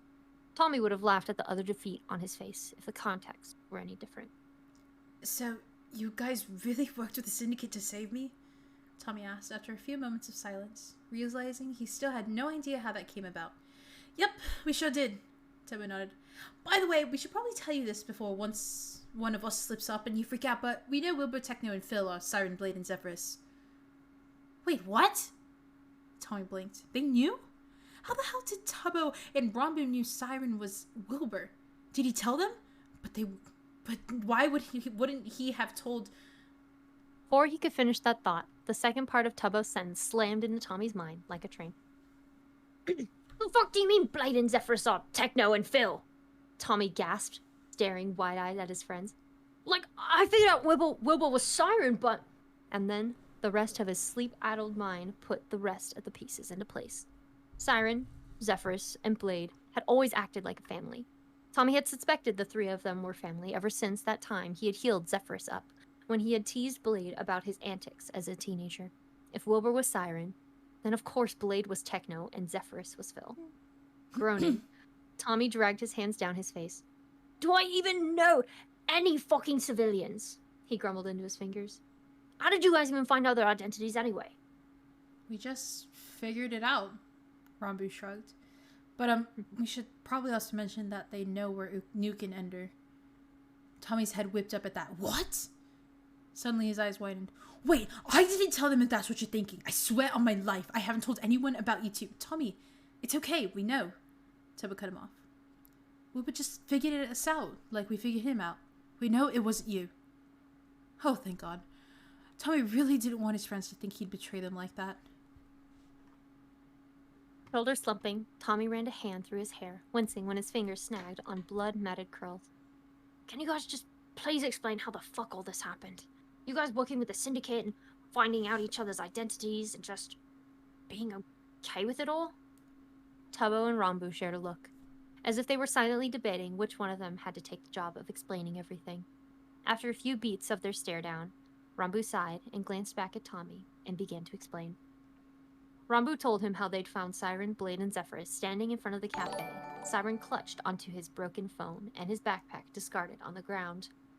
He went over Siren calling them by their names and their subsequent return to their apartment where all their identities were revealed. Tubbo explained how he found Tommy, having managed to get access to a secret phone Dream had used to rent out the warehouse he'd been kept captive in. Nuke and Ender joined in on a Syndicate meeting to report their findings, and the group made a plan for how to break Tommy out. Tubbo and Rambu only knew the identities of Siren, Blade, and Zephyrus, and those three were the only ones who knew Nuke and Ender's identities as well. Since rescuing Tommy, the Soots had been letting Tubbo and Rambu sleep on the couch in the living room, knowing neither of them would want to leave. As Tubbo finished talking, Tommy found himself frowning at his blankets, his biggest question still being left unanswered. So, are you guys, okay with working with the Syndicate now? Or are you gonna go back to hating them after this? Tommy asked, the silent question of where do we stand now hidden underneath the words.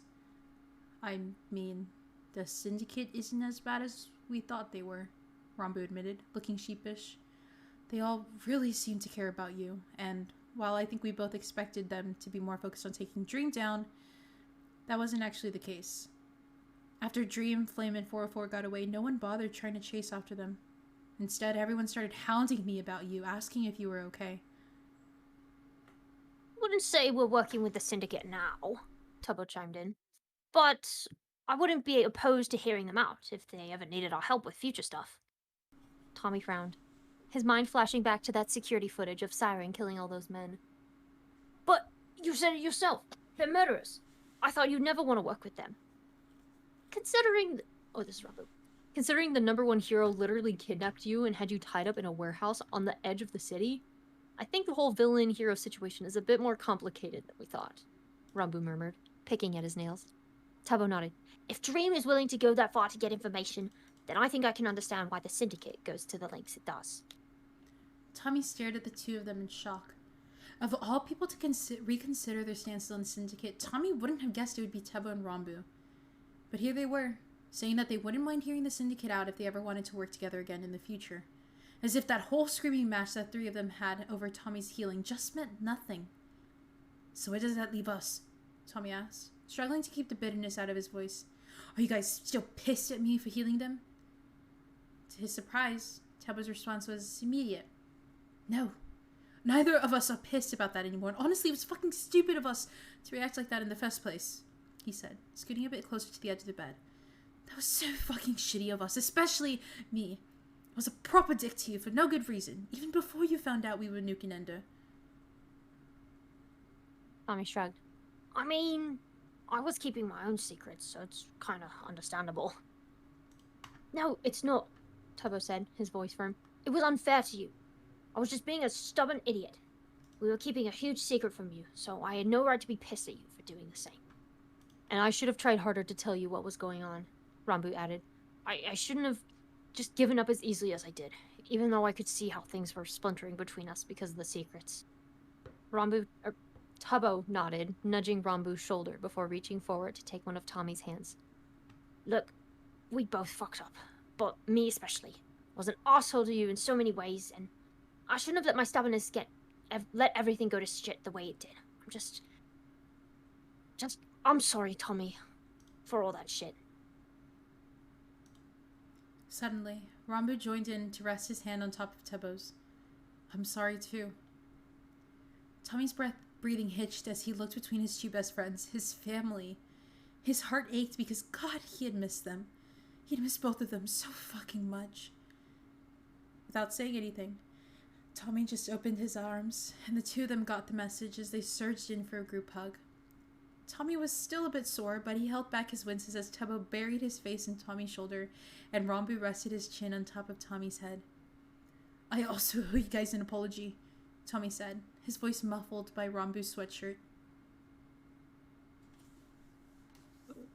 You don't... No, I do need to apologize, Tommy continued, cutting Tubbo's argument off. Even if you weren't nuking Ender, I shouldn't have hidden my healing from you guys. It just put you guys in more danger to be in the dark than if I had just been honest with you. I won't fuck that up again. How about we just agree not to lie to each other anymore? Rambo asked above Tommy's head. Tommy laughed as the arms around him squeezed tighter. Sounds good to me. Me too, Tubbo agreed, his hair tickling Tommy's jaw. The three of them stayed like that for a few moments, Tommy just relishing in the fact that he had his best friends back. The awkwardness between them had dissipated, and even though Tommy wasn't sure how things were going to go forward from here, at least he knew he had the two of them by his side again. After a little bit, Tubbo and Rambo pulled back so they were properly sitting in their seats again, and Tommy felt lighter than he had in weeks. Though, now that the three of them had said what needed to be said, Tommy noticed the other odd absence from his room. So, not that having you two here isn't fantastic, because it is, but where's Will? I thought he would have been hovering by me waiting for me to wake up all worried and shit, Tommy asked, frowning at the closed door to his bedroom. Well, Wilbur wasn't sure if you'd want to see him when you woke up, Rambo explained, wringing his hands in his lap. He thought it'd be better if he just kind of stayed away until you figured out if you wanted to talk to him or not. Tommy's frown deepened. Did he want to talk to Wilbur? Thinking about him again brought back that same anger from when he'd first woken up. Wilbur had lied to him. He'd been lying to Tommy ever since that first day he came to the cafe. He knew exactly who Tommy was and what he could do, but pretended like that was their first time meeting. Had Wilbur even wanted to be Tommy's friend? Or had he just wanted to keep Tommy close by because of his powers? His heart twisted painfully at the idea that Wilbur might have just befriended him because he was a healer. Was that all he was good for? No. Wilbur genuinely cared about him. He'd called Tommy his brother, for fuck's sake. Of course he cared. Right? Or was it all just a ploy? To get Tommy to trust him so he could keep him close. Tommy wanted to believe it wasn't all a lie. But considering how much Wilbur had already lied to him, he honestly wasn't sure. Part of him wanted to ask Wilbur directly, but the idea of seeing him right now when his body still ached and his thoughts were still stuffed with cotton, leaving everything feeling a bit too raw, a bit too bright. He wasn't sure if he was ready for that conversation yet. Do you want to talk to Wilbur? Tubbo then asked, noticing Tommy's pained expression. Tommy stared at his hands for a moment before shaking his head. Not right now. I need some time to think things over. Both of them nodded in understanding. Neither of them were going to push him to see Wilbur if he didn't want to. And Tommy was glad for that. Techno and Phil were probably going to want to see him at some point too. And while Tommy wasn't as mad as them as he was with Wilbur, Tommy wasn't as mad as them as he was at Wilbur, they still had some explaining to do. Before Tommy could worry too much about his future confrontations, though, there was a buzz from Tebo's phone, and he furrowed his brows at the screen. Apparently you have a visitor, Tommy. Tommy blinked. A visitor? Phil says she's waiting outside your door, Tebo said, reading the text. They all turned their heads towards the door, and Tommy frowned as he tried to figure out who it could be. If the person was a woman, then maybe it was Nemesis. She seemed like the type who would visit him while he was sick. Maybe she had Thanatos with her. Hopefully Tebo and Rombu were cool with all the syndicate members, not just the Soots, because if not, things would get really awkward. I'll get the door, Rombu said, pushing to his feet.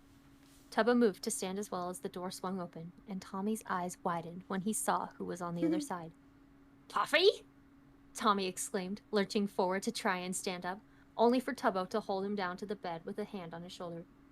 Puffy, who was holding a Tupperware container of food and a takeout cup from the cafe, smiled at the three of them. Hey guys, just wanted to stop by and check on Tommy, she said, her bright curls bouncing around her head. Rombu blinked. Oh, come in, he stammered, awkwardly standing aside so she could come into the room. Why the hell was Puffy here?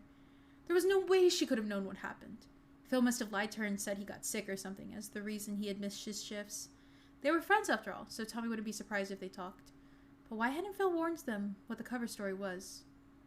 Puffy stepped into the bedroom, making her way over to Tommy's bedside and setting down the food and steaming cup on his nightstand. You look like shit, she teased, pressing a hand to his forehead to check his temperature. You feeling alright, though? Tommy was floundering, trying to figure out what he could and couldn't say in front of her. Yeah, I'm okay.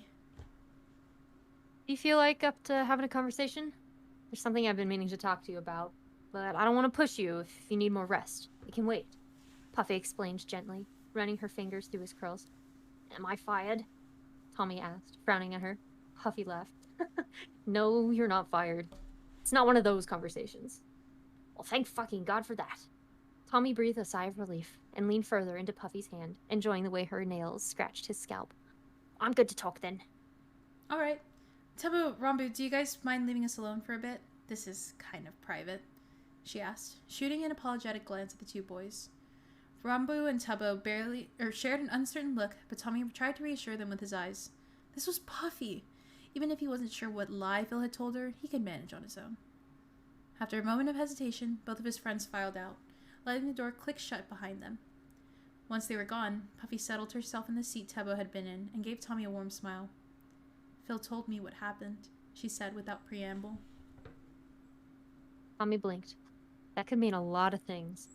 He told you that Dream kidnapped you and the Syndicate had to go rescue you? Puffy finished without missing a beat. Yeah, he explained it all. What? Tommy froze, staring at Puffy in shock. She knew that Dream had kidnapped him and that the fucking Syndicate had rescued him, but she didn't even seem surprised? Had Phil told her about the healing thing? Hell, she didn't even seem confused as to why Phil was the one who told her all that stuff. Did she know Phil was Zephyrus? How the fuck would she know that? Did you... Tommy's thoughts were reeling as he tried to form a coherent sentence in response to that. Thankfully, Puffy seemed to take mercy on him. I know about your work with the syndicate. Tommy blinked. Did Phil tell you? Puffy's smile stayed soft and warm, not seeming even the least bit fazed by what she was saying. If anything, she almost looked sympathetic. Tommy, there's a camera in the back room of the cafe. And just like that, Tommy's breath caught in his throat. There was a camera in the back room. That wasn't possible. He'd never seen a camera in there before. He would have noticed it, right? There was no way he could have missed something as obvious as that. If that was true, though, that meant Puffy had known this whole time. Ever since he first healed Thanatos in the back room, Puffy would have known. Which meant that she had let him lie to her face for months without saying anything, without even trying to stop it. What?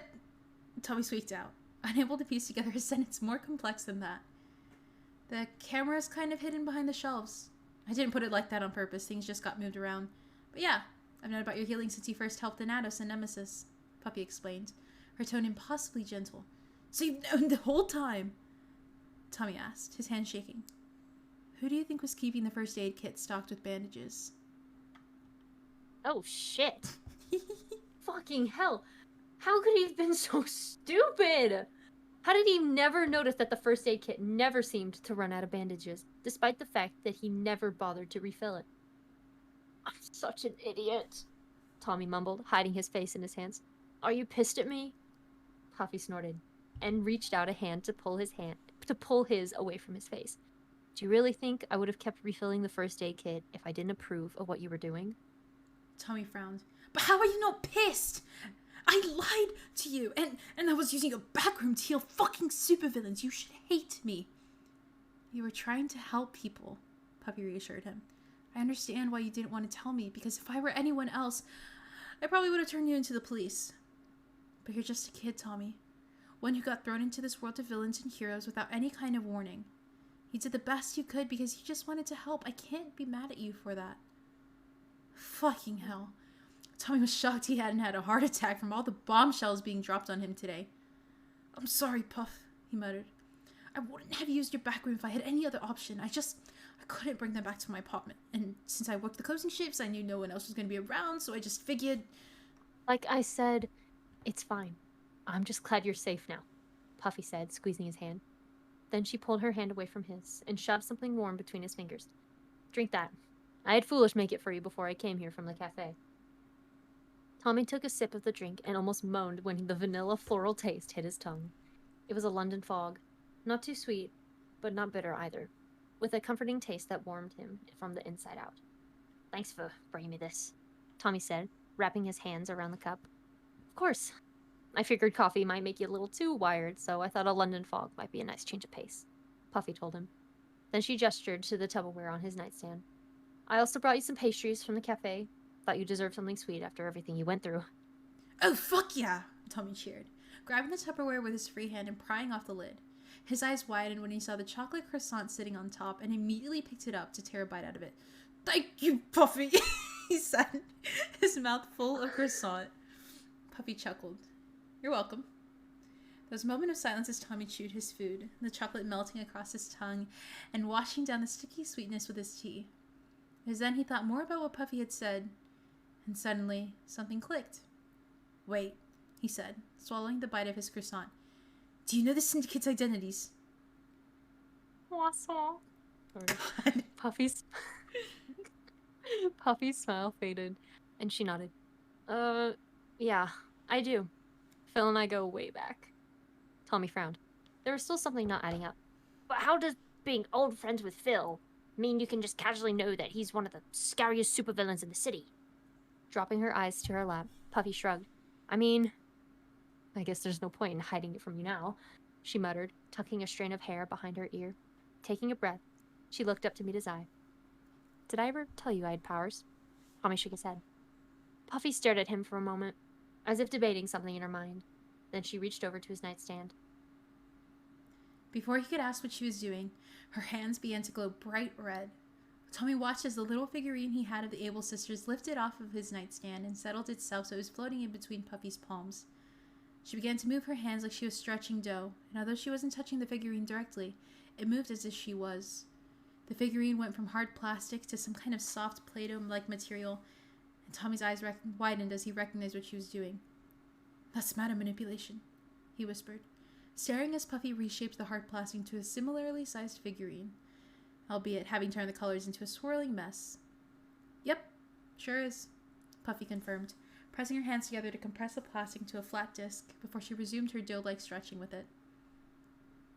Matter manipulation. The ability to reshape just about anything as long as you weren't creating or destroying the matter itself. There had been one hero who had that ability, one whose palms glowed red whenever she used it, one who had a wild head of curly white hair and an impossibly kind smile. "You're the captain," Tommy said, staring at Puffy in awe. Even though her hair was now split-dyed between brown and white, it was so obvious now that he knew it was her. The captain had always been dressed in her bright red coat, the upper half of her face covered by a sheep-like mask that only showed her mouth, with her white curls pulled back into an impossibly puffy ponytail. Puffy, while no longer donning the sheep mask, had always had a preference for bright red shirts and keeping her hair tied back. And although Tommy would have never figured it out on his own, it still felt painfully tongue-in-cheek in retrospect. "I was the captain," she corrected him. "I retired when the Hero Committee and I couldn't exactly see eye to eye on something." Holy shit. Holy fucking shit. Puffy was the captain. The captain was his boss! "Holy shit, you... Oh my god, you were my favorite hero when I was a kid!" Tommy exclaimed, beaming at Puffy. "Wait, seriously?" Puffy asked, raising an eyebrow. "Yes, seriously! You were the only hero I ever liked! All the others were such stuck-up assholes, but you weren't. You were so cool and just so fucking badass," he laughed, feeling somewhat in shock. "Holy fuck, I can't believe I work for the captain. This is the coolest day of my life." Puffy flushed at the compliments. "I appreciate it, but unfortunately those days are long behind me." "Doesn't mean you're still not a... doesn't mean you're not still a badass," Tommy grinned. Puffy snorted. "Thanks, Tommy." She stopped stretching the plastic in her hands, returning the figurine back to its original state, before the glow on her hands faded away. Mabel and Stable dropped into her palm, and she gently pulled the figurine of the duo back on the nightstand. "The reason I retired was because the Hero Committee was going in a direction I didn't like. They were becoming more focused on the donors' wants instead of what the city needed. Plus, they were turning more blind eyes to heroes who broke the rules." The joy of finding out Puffy was the captain quickly faded when he caught up to what she was saying. "Do you mean heroes trying to kill villains?" Pursing her lips, Puffy nodded. "Not just trying." Tommy's eyes widened. "Wait, do you mean a villain actually got killed?" "Yeah, but it's not my place to talk about the details of who he was. I watched it happen. I was at that fight and there was nothing I could do. I tried to stop it, but soon he was dead, and when I reported the hero responsible to the committee, they just didn't do anything. They covered it up so the media didn't hear about it, and the hero got off scot-free." Bile rose in Tommy's throat. "So what happened when you left?" Puffy kept her eyes on her lap. "Well, I'd already considered leaving because my face had gotten revealed to Zephyrus during a fight. It was an accident, but I didn't know what he was going to do since he knew what I looked like and could easily find out who I was. So when that other villain was killed, that was just kind of the final straw," she explained, wringing her hands together. "After I retired, Zephyrus found me walking down the street one night. I thought he was going to kill me for revenge or something, but he instead congratulated me on leaving the committee and asked if I wanted to join the syndicate." "What, you said no?" Tommy asked. "I said no." Puffy nodded. I was just tired of all the hero-villain bullshit at that point. Plus, I wanted a chance to spend more time with my son. So I refused his offer, and instead of getting upset, he took off his veil and introduced himself. And so we've been friends ever since." "Holy shit!" Tommy blinked, trying to process all of that. It made sense how Puffy and Phil knew each other now, but it was still reeling to find out that Puffy was the captain. To be honest, He was still a bit taken back by the realization that Phil was Zephyrus, despite how stupidly obvious it was. Puffy gave him a tight-lipped smile. Yeah, I know it's a lot to process, but I figured you deserve to know the truth after everything you've gone through.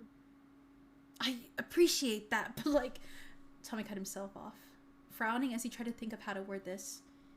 You know what Phil and the rest of the syndicate have done, better than anyone else probably since you were literally a hero. But you still choose to be friends with them? No matter what he did, Tommy couldn't seem to get rid of the mental image of Siren killing all those men in the security footage. That was Wilbur. Wilbur killed all those people. How the hell was Tommy supposed to look at him the same way knowing he'd done something like that? Puffy seemed to understand what he meant. I know that Phil, and by extension the rest of the syndicate, aren't good people. But I understand why they do what they do. I know I'm not going to get any of them to change their ways, especially not Phil. But I don't want to lose my friendship with him either, so yes, I still choose to be friends with the syndicate. Maybe that doesn't make me a good person, and in that past, that would have upset me a lot more, but I've gotten to a place where I can be okay with that. That made sense. It reminded Tommy of Flame. How he knew what Dream and 404 was doing was wrong, but still couldn't turn them in because they were his family. Yeah. Like from the Fast and Furious. Family. Family. The question that lingered in Tommy's mind was really what his stance on that was. Every time he thought back to the footage, he felt like he was going to be sick. But could he really cut ties from the syndicate for that? Did he even want to? There was so much more to that situation that needed to be answered before he could even consider that question. More than anything, he needed to find out if any of it, his relationship with Wilbur, Phil saying he saw him as a son, just everything about his friendship with the Soots. He needed to find out if that was real, or if they had just been using him. He wanted to think it was real. He wanted that so fucking badly, but he just wasn't sure anymore. And it hurt. Not to mention, his body also hurt. Just like, physically. His head was still pounding, and even though the croissant had soothed his grumbling stomach, his heavy limbs were begging him to lay down again. You falling asleep there, bud? Puffy asked, quirking an eyebrow at him. It was only then that Tommy realized he had started swaying, and he shook himself awake again so he could try to meet Puffy's eyes. Alright, just tired. You should try to get some rest, Puffy told him, reaching out to squeeze his shoulder again before she pushed to her feet. If you want anything from the cafe, just send me a text, and I'll make Foolish bring it over. Tommy snorted, watching as Puffy headed for the door. I'm gonna make Foolish my bitch. Puffy grinned. If he complains, I'll yell at him that you're sick and he needs to be nicer to you. You're the best boss, Puff, Tommy told her, slumping back against his pillows. And you're a really great kid, Tommy, Puffy said, her eyes softening as she stood in the doorway. Do you want me to have Tubbo and Rambo come back in here? Tommy nodded. Ayo. Tommy nodded, and Puffy held the door open as Tubbo and Rambo both filed back in. He wondered if the two had been waiting outside the door the whole time. It wouldn't surprise him. They probably wanted to make sure whatever the talk Puffy was wouldn't upset him. Puffy let the door click shut behind her as she disappeared in the hall. Tubbo and Rambo both stared at Tommy as if they weren't sure why they were there. Get your asses over here, Tommy grumbled, waving them towards the bed. I'm tight as fuck and this mattress can fit all three of us. Are you sure? Rambo asked, furrowing his brows. We don't want to keep you up. Tommy gave Rambo a flat look. If I was passed the fuck out for a day and a half, I don't think you two are going to keep me up. Now, seriously, you guys need to feel this mattress. It's like 1,000,000 times better than ours back home. Tubbo was already moving before Tommy had finished speaking. He crawled up on the bed, yanking at the pillow under Tommy's head so it could fit both of them, while Rambo sighed and settled himself on the other pillow. Fucking hell, boss man, you've made a mistake, Tubbo said, squeezing up against Tommy's side. We're stealing this mattress. I'm never sleeping on anything but this again. To be fair, Tommy could probably just buy this mattress for back home with all the money the syndicates paid him, Rambo pointed out. Tommy snorted, his eyes already falling shut as Tubbo responded. Yeah, but I want this mattress. How would you even steal a mattress? It's not like it's something you can easily hide, Rambo argued. That's easy, you just gotta throw it out a window. we're not throwing a mattress out of the window. It wouldn't even fit. It could if you try hard enough. It literally couldn't. Even though there was still that conflicted ache in his chest, Tommy slipped to the sounds of his best friends arguing, feeling like a small piece of home had slotted itself back into place.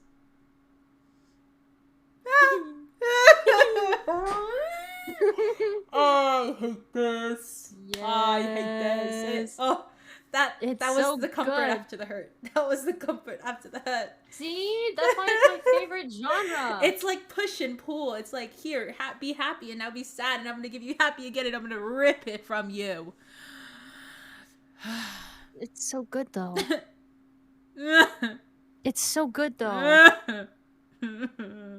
It's like they rip your heart out and they poke it a bit and then they put it back in and they give you a nice warm mug of chocolate, you know? I just don't want my heart being ripped out. So you just want like pure fluff? No, This is because it's definitely too not happy. the fic for you. It's too happy then. It's too Bruh, happy. I got a really good fluffy fic. Oh, It's no. Tangled AU. Really? Yeah, it's called The Golden Phoenix by my friend Emmy. Ooh. Is she live? Emmy! No! that, I Emmy wanted to Artsy, see her right? art. Yes! Emmy Artsy! Love her art. Oh my gosh. That's great. Are you good, homie? No, because you made me read that. Yeah, but it was fun, wasn't it? I love, oh my gosh. Yeah, yeah! Onyx gets it. I'm gonna go reread chapter 19 again. Really? Oh, my heart. It was so good. I just like the part where... Oh my gosh, can we show them Fid's fan art now? Hold up. Who's? Fid, Hive, Mind, The one that you sent me yesterday? Gape. No, it's different. It's Oh. different. Why did I Here. type it in all caps? It's not gonna work. While you look at that, I'm gonna think follows. Okay. Okay. Maria Sunshine, thank you so much for the follow. Was XDWS, thank you so much for the follow. And Sydney TV, welcome to the stream. Thank you so much for the follow. Thank you. I am aging. Okay, so what fan art is it? Yeah. What fan art is it? I have it on my screen. Okay. Share. Copy link. Okay, I'm gonna send you the Okay. link and then you can like open it up from there. Yeah, I can put it on. I'll put it on stream. I'll like put it on the thingy thing. I just realized we're still in the Valorant. Huh? We never moved to our DMs, did we? Oh, pff, yeah, we forgot. Lamau! Oh, you did not. Yeah! You did not. Yes! Do you hate me? That's genuinely a question I must. Okay, I'll hold on. Let's see if it'll. Hold on. Let me go in studio mode real quick. Julie Berry, why do you like to hurt me? I just need to know. Funny to see your reaction. Okay, it actually will work. Okay, so look. It's epic. So this is it. I'm not. Wait, I'm behind on your stream. Okay, hold on. You see? Look. Yeah!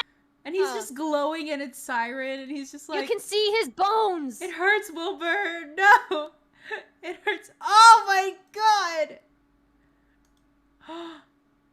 Guys, go follow Hive Mindscape right now. Oh no! It hurts No! He turns off his voice thing and then I know it hurts. Why? I know it hurts. And that's his thumb, he's lifting the thing. I missed you. Why would you do this to me? Because I love you!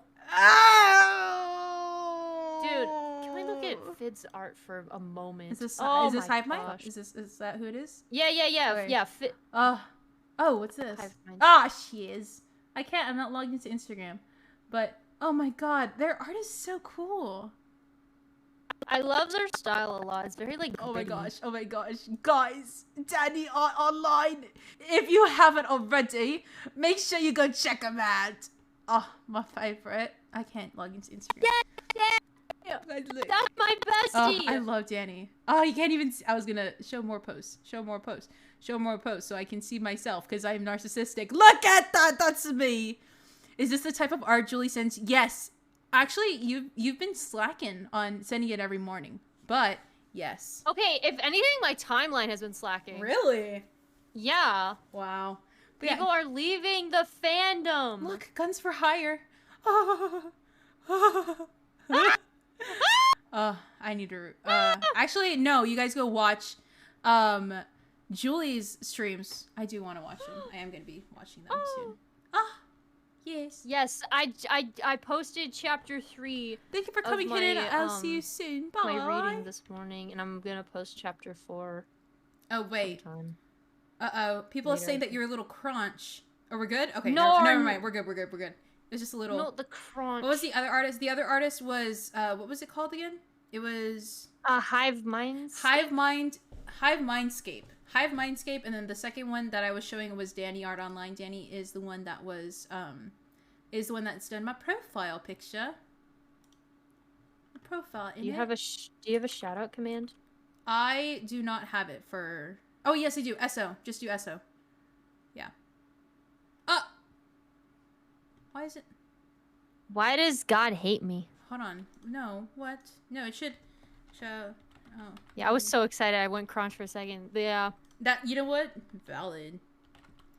Is it because I don't have making command privileges? There you go. Yeah! Danny was playing Valorant. Oh, wait. Wasn't that are with they? you? Yeah, that was probably with me. Are they online right now? No, those they're not. That's what it said. They're offline. Huh. Interesting. Yeah. Interesting. You know what? It's just because streamer is epic. Mm-hmm. So true. So true. But yeah, Danny's got commissions up. Yes. Oh my gosh. Literally might just commission her again. Just so I can actually pay her now. She didn't let me before. Do it. I will. But I think she has commissions closed. I think she already filled up all her slots. What? I think Where? so. Check the Instagram. What the muffin? Hold on. This is outrageous. I know. What the mug? Freaking mint. Freaking mint. Okay. Let's see. I'm clicking the Yeah, story. update. Slots are now full. I'll let you know when they open again. Until then, thank you for your support. Fudge. Oh, See, I think they only did 3. I think they're only doing 3 commissions right now.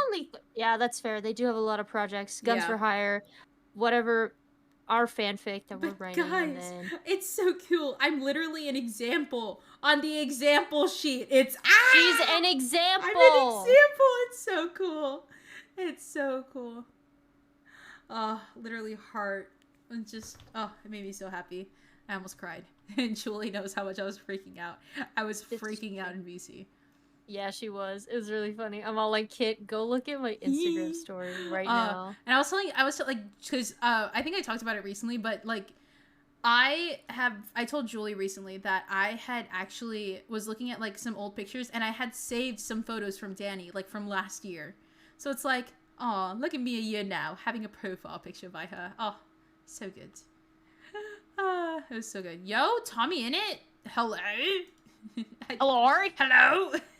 Wilbur? Wilbur. No.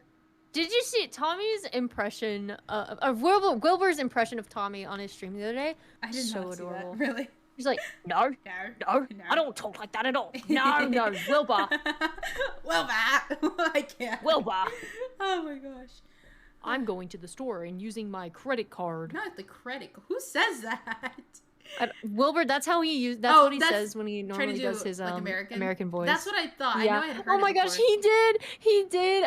Oh my gosh, he did an impression of Technoblade, and I was all like, "Twins duo crumbs?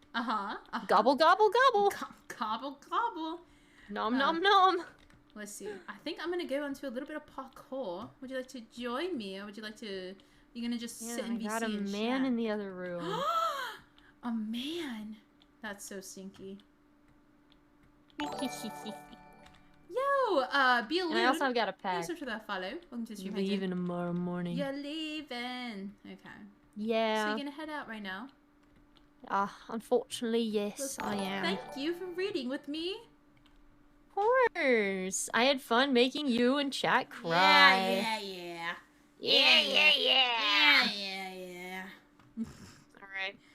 Okay. I'll talk to you later, though. I'll talk to you later. Yes, I'm Scottish now, Yes, and I've got to yes. go play my bagpipes with my kilt. Okay, you have fun with that. Have fun in your Bye, little chat. dress. Bye. Meow. No. Oh my god, not the meow meow. My little meow meow and Music Leaf. Thank you so much for the follow. I can't believe I said that. I have to go, sadly. Take care of everyone. Thank you so much for being here, Onyx. I hope to see you later. But thank you so much for stopping by, and I hope that you have a lovely rest of your day or night. But yeah, hey chat. It is just us. It is solo time right now. We're gonna switch over to music now. Let's see. I kind of want to listen to some bangers right now. So let's. Do I have any public playlists, or can I just? We'll do these. We'll do these. Got a little bit of glass animals. We're gonna have fun. But hello, chat. I'll probably stream for a little bit because I still want to hang out for a bit because I've been gone for a while, chat. Why does that sound funky? But we're gonna go ahead and do a little bit of Minecraft. Those are some long. They were a lot longer than I thought they were gonna be. I'm gonna be completely honest. Bangers, you say? Yeah, bangers. Right now we have glass animals. Okay, not the one you think. Okay, let's see. Parkour, or let's talk and parkour. We're gonna talk in parkour. And let me go ahead and move to Minecraft. Let's see. Minecraft. Yo, I still like these which are following. Oh, wait, no. I don't know why I thought that was a followage. I saw my name and I'm just used to it being a followage. People have taken much longer breaks. Oh, I know. See, okay. It wasn't even 2 weeks. It was literally 5 days. 6 days, maybe. It was like about a week. We'll say that. We'll say about a week. So I was like, dang, I miss you guys. Because when else do I get to do... Hi. Oh my god, it's me. It's me. It's me. I hope the volume's okay. Also, my mouse pad is way too big for my desk at home. So it's kind of pissing me off. I need to get like a smaller keyboard and a bigger, and a smaller like mouse pad, but it's okay. No, not the head circus parkour. Let's do that. Because I feel like a clown. But how are we doing, chat? How are you guys feeling after those 2 chapters? 1. And also, sorry if the mic sounds a little bit far away. Let me actually put the music a little lower. Because the thing is, I have to... Hello? There. Hello? Ah! Okay, cool. Because my mic stand, like my arm, isn't working anymore. I literally lost a piece when, like, traveling. So I need to order another one. And I just ordered this past one, so I'm a little sad, but it's okay. I have to go. It's midnight. Bye-bye. Bye, Clover. Thanks so much for being here, and I hope you enjoyed the stream. I hope to see you again soon. But yeah. So, it is currently in its original stand to where it's right in front of my mouth. Or, like, it's, like, on my desk. So, it's, like, close enough, but, you know. I don't know. Sometimes I don't know how it sounds, so I'm gonna look back at, like, the VOD to see how it sounds. Ah, shiz. I might need to, like... Puffy has an OPA... No, literally? That is so... I've never heard of matter manipulation. Like, I've always been a fan of telekinesis. Like, I guess... You know, like, what Dream has? Like, I think that's pretty cool. That's... but I'd never heard of matter manipulation. So I think that's really cool. And then when I think of Puffy, like, the whole, like, red and stuff like that, like... I think of Wanda. So I'm like, that's cool. That's epic, some would say. You know what's epic? The fact that I'm back. Oh my god, I miss streaming. I'm definitely gonna keep up with the Tuesday, Thursday, and Sundays. Those are for sure stream days so far. If that changes, I will let you guys know. But with summer, I do not know what my schedule's gonna be like because it's like one day might be good, one day might be bad. Because it's like summer, I've just learned is I just have a bunch of stuff that I'm gonna be doing that just might be very different from like when I had an actual schedule from like school and stuff like that. So I need to kind of adjust. So for right now, I'm gonna try and keep up with Tuesdays, Thursdays, and Fridays, but I'm not too sure yet. It's my last day of school and I'm so excited. Let's freaking go. You are so freaking close. Oh, you are so close. Yeah, that's a weird day to end on though, Thursday. But yeah, I know that I'm doing summer school, so but it's gonna be online, so it might be a little different. Then I have a lot of traveling I'm doing this next month, which hopefully I can get a vlog out of that. I think I'm hoping to, but we'll see. We'll see. 40 weeks. My school doesn't go on Friday, so it's a normal week for me. Oh, okay, I see. Oh, okay, I see. This easy. But yeah. So we're gonna I'm having some IRL content planned. It's just like I don't know, I might just I might post it on my Kidsage account, like just my regular Kidsage YouTube. So we'll see. And with no the headphone jack, no, literally for what? Yo, XXX icon? I have no idea how to say that. I hope I said it okay. Thank you so much for the follow. Welcome to the stream. How you doing?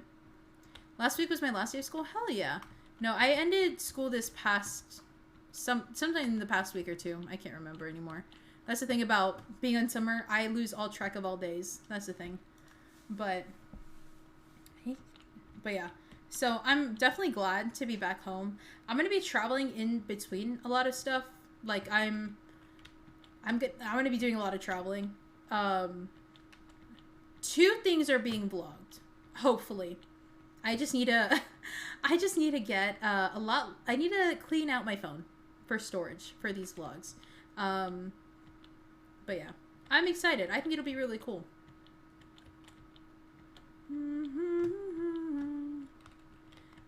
But yeah, but I'm gonna start up school again soon online.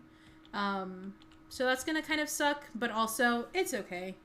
I'm pretty much getting like, it's not that I'm getting ahead. I'm like really on track for school. Probably like more on track than I need to be, but it's fine. I'm back. Man, I'm wondering if I should move. Hold on. I'm gonna try something real quick, chat. Kidsage vlogs. Oh. Ha ha ha. Kidsag vlogs. Hold on. Oh, crap. I just realized. Okay, never mind. I can't move it. I don't think I can, actually. Oh, no. Okay. Well, we're gonna pretend like I just did something and it worked. But yeah. I don't know. We'll see. I definitely think vlogs would be, because I've always wanted to do like IRL content, which kind of sucks because I'm like, hiding my face is gonna be fun, you know? So, but I think like I'll be able to do that well enough. It'll be fine. Especially like, I don't know for sure like how I'm gonna do it because I'm like in between doing a mask and glasses or like a mask and a hat or all 3 mask, hat, glasses. I don't know yet. We'll see, but kind of it's gonna be trial and error. Also, I had my mic really far away, so I apologize. So I don't know, kind of going between that because there is going to be a vlog that I might show quote unquote my face in. Not really, but like, you know what I mean? Like show my person. We will have the right skin tone for fan art now. Very true. Very true. Yeah, you guys can color drop it from my vlog. No, I mean the palette that I have on my current fan art, like when you do like the palette that Cry made, that one is accurate. I literally color dropped it from my skin, from like pictures of my skin. So that's pretty accurate. Just maybe, I don't know, my skin's changed. I'm gonna be looking because I'm drawing the drawing mood. Hell yeah. I've been in the drawing mood recently, as in I don't know what to draw though. Thank you for the lurk though. I know that's not a commercial. It's okay. Thank you, Tired Pickle, for the hydrate and the posture check. Thank you. Oh, also we hit the follow goal. So frick yeah. Yeah, baby. So, man, let's see, I'm not too sure how long I'll stream just because I am a little tired and I do have some stuff to do for school. Surprisingly, I have a school stuff. Mermaid has been so hard for me to do. What's Mermaid? Yo, it's like these were the 5 bits. What the heck? Thank you. Here, let's see. We'll do 8. Woo! But thank you guys. Thank you. Oh, crap. Also, my mouse. I also lost my mouse when I was traveling, so I can't find my mouse. So this is a great time, I think. Mermaid, it's like in Inktober. Oh. Oh! I see. Whoa, that's cool. I forgot about Inktober. That's cool. I still don't have a follow goal. I need ideas for sub goal, so I can do that for 30. I've been really bad about sub goals, but that's just because, like, I've been so focused on school recently that I just haven't been able to think about it. Now that I'm not in school, I definitely want to do some more. Actually, you know what? We're gonna do, for this one, we're gonna do, let me see, where's my follow goal? I mean, sub goal. We're gonna do, ready guys? We're gonna bring something back. Nah, shit. We're gonna bring back FNAF. Bring back FNAF. Because now that I can scream and cry and throw up, not really, I can do that here. So, we'll bring that back. We'll bring back FNAF, because I still haven't finished Sister Location, I don't think. So, FNAF, yes. I do want to do the first game too. Wait. Oh. I want somebody help. Brown, brown, brown, brown, kiss me. Hold on, I can't see my chat at all. Hold on. Slash, okay, whoa. Toggle chat. But yeah, I'll bring back FNAF. I'll bring back FNAF. I think that'd be fun. Especially now that I'm at home. I can scream as loud as I need to and cry as much as I want to. And not have somebody question it, you know? And then I definitely want to bring Faz back. So maybe that'll be the next sub goal. But yeah, I definitely want to get into playing some more, like, funky games. Like, I love horror games. Horror games are great. Except they make me want to cry. Ugh, but it's so fun. But yeah, we'll do sub goal. I'm a fool. Aw, crap. And then I definitely want to make, like, a tier list. I definitely want to do that, but I'm not sure of what. How to help with Sister Location? It's okay. It's okay. You know, I think it's funnier just to have you guys watch me cry. I think that's just, like, the beauty of streaming. You guys get to hold... Nah. Hold me, kids. No. Bring it in. How does a penguin build its house? I don't know. How does it do it? Yo, Chaotic Clown, hello! It's so good to see your name in here. Hello, Chaotic Clown. How you doing today? Thank you so much for the raid! What the heck? Thank you for the raid. How was your stream, Clown? How was it? What were you getting up to today? But also, my first raid back. I feel like I've been gone for so long. Hi, hello, raiders. My name is KitsAge_, but everybody calls me Kit. I'm primarily a Minecraft streamer, which is what we're playing today. We're currently on Hypixel, just doing a little bit of parkour while we chat about the fanfic that I was reading with my good friend JULIBERRYLIVE, which is TOMMYINNIT's Clinic for Supervillains, which happens every Tuesday. We have Tommy Tuesday. So if you ever want to drop a follow, you can get reminders for when we stream that, and just stream in general. So yeah. My stream was good. I'm glad to hear that. What the heck? I'm glad to hear that. What were you getting up to today? Were you winning some? Stop the clock. Yeah, we're on floor. I played some better Minecraft. Oh, heck yeah. Among Usly? Hell yeah. But heck yeah. What were you getting up to?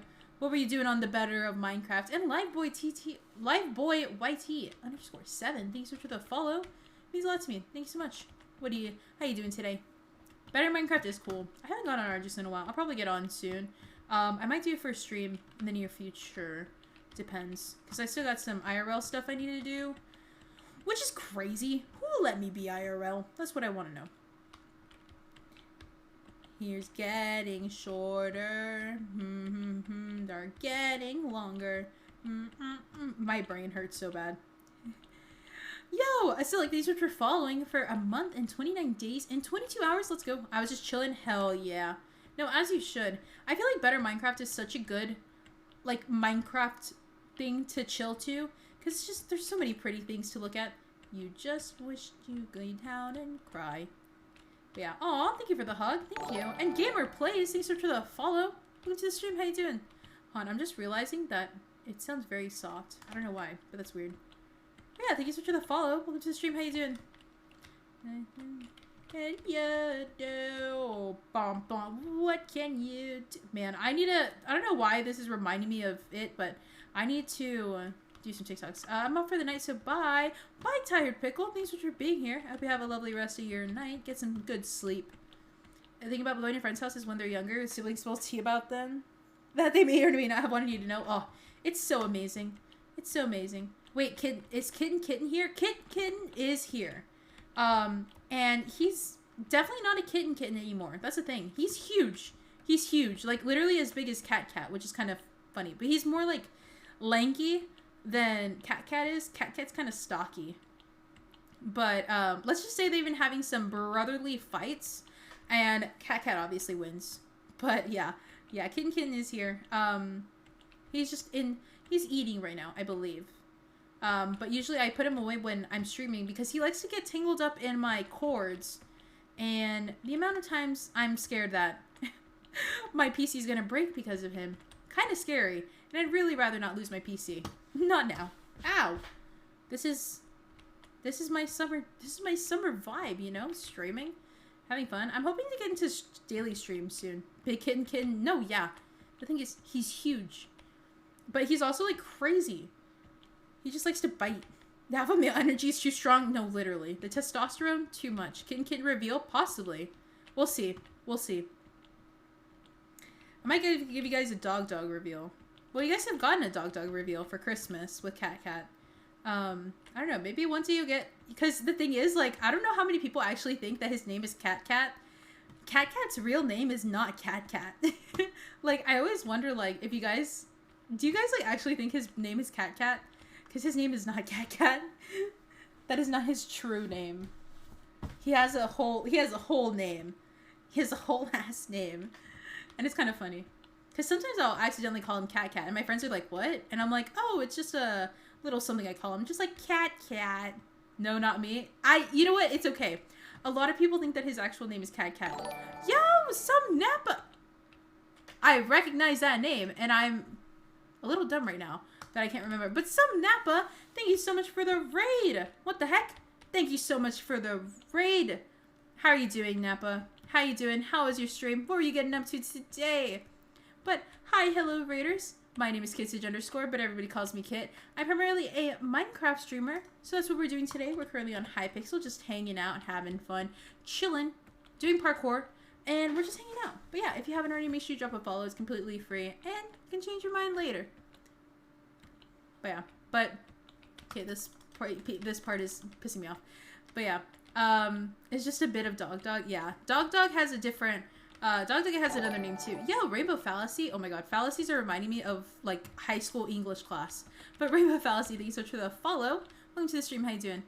Chatting today, some ukulele and singing, and then just chilling and chatting. Oh my gosh, that sounds amazing. What were you singing? Or are you just kind of doing random songs? But yeah. Heck yeah. That sounds epic. I hope you had fun. And Raiders, I hope you had fun with Napa. Because that sounds like fun. Just some random songs? Hell yeah. Don't tell me Kitten is not the name. Kitten is not the name. Cat, Dog, and Kitten all have actual names. Those are not their names. Those are just names that I made up for funsies. Like, I don't know why. It wasn't out of protection. It was just more so I thought it'd be fun to call him Cat. And I just actually did that. And, like, just started calling him Cat, and it just kind of fit. So, yeah, no. Those are, none of them... That's not their real names at all. I did have fun things. I'm glad to hear that. No, I know. What can I say? I don't know. Maybe you guys will do like a hangman. We can do like a hangman of what you guys think their names are. Maybe like for Cat. Twice, but I didn't hear it both the times. Yeah, no, I've said his name on stream. I've said his name on stream before. I don't remember what streams, but they're Cat in our hearts. They are. Yeah, I've said it on stream a couple times, but nobody really heard it. And I was like, okay, funny. Heck yeah. I found you on TikTok, I think, and I was like, yes, this person is cool. We raid. Aw, thank you. That's epic. Aw. Thank you so much. Thank you. That means a lot to me. Seriously, thank you so much. It could be like a sub-goal. There are 3 different step goals, and we had play hangman to find out your pet's name. Very true. We can start off with, like, Kitten, and then Dog, and then Cat. Because his name is actually really short. Actually, I've kind of elongated it. He has a middle name. I gave him a middle name. I thought it was kind of funny. I gotta go. Have a good rest of your stream. Thank you so much, and thank you so much for the raid. It means a lot to me.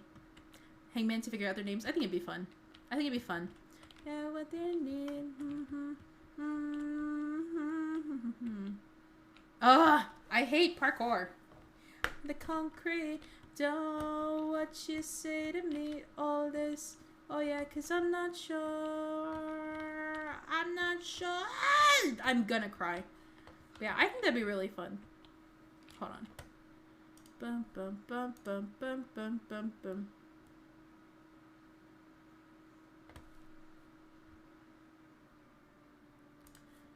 Let's see. Lottie Rosie was with me and she heard it and I didn't. I was like, dang. Oh, little Rosie. There you go. Yeah, no, you're good. You're good. Oh my gosh, yeah. I can't remember. Okay. Maybe, should I do parkour? I mean, should I do Bed Wars? I kind of been feeling in a Bed Wars mood, surprisingly. Shocking. No one needs spelling. No, nobody does need spelling, honestly. The thing is, it's the last floor. What level are we on? 146. Okay, never mind. We're gonna... Oh, no. I can get this one. Here, we'll go to Bed Wars in a little bit. Okay. Because the thing is, I think I can get this one. I also recently finished Arcane again with Julie. We rewatched it. And it was really good. It was kind of fun because we were both like noticing things that we hadn't before. It was good. Oh, come on. It's almost... maybe it's just because I'm not using the same mouse that I'm used to. That's what I'm going to blame it on. That I'm not using the same mouse that I'm used to. It's smaller. Nah! Okay. We try going further on the sides. Okay. There we go. Cool. Yeah, okay. We're doing great. I love parkour. Parkour makes me so happy. I say with a twitch in my eyebrow. Aw, come on.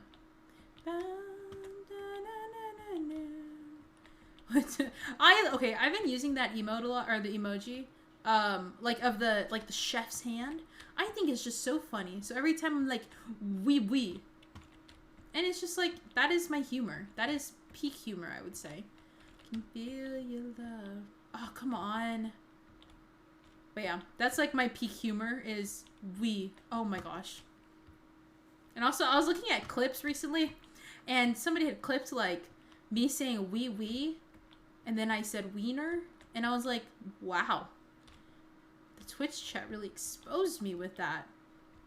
So, that was kind of funny. Wow. Also, an emoji that I've been using a lot is like the sad face one, but like the one where it's literally just, I don't know, it's just so fun. Like, it's not funny to me, but it's like, it's such a, wow. Okay, that kind of sucked, but yeah, that clip is elite. No, it's embarrassing because I'm just like, wiener, and I'm like, what? You know, it's like the wicked wiener. And is the wiener truly wicked? Or is it just the people that made him wicked? Anyways, this one? No. Oh, wait. No. I don't think so. No, so, or if you're talking about the sad one, it's like, I don't know, it's literally just, it literally is this, but in emote. Like, emoji. Like, it's like yellow face. I don't know. I don't know how to describe it. I feel like that's the best way for me to describe it. Oh my god, I'm so close. Come on.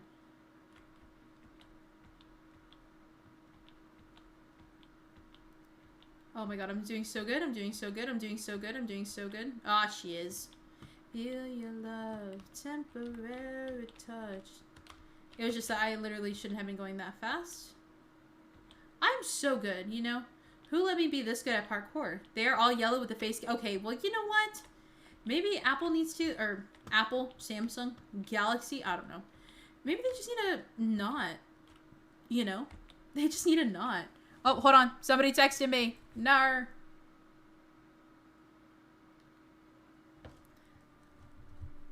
Let's see. Can feel your love. Oh, I hate these. Ah, shiz.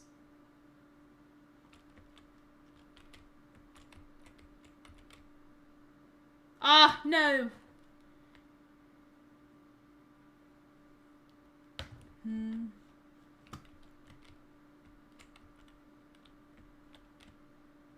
There we go. Yes. Oh my god, I'm so good. Oh, oh my heart.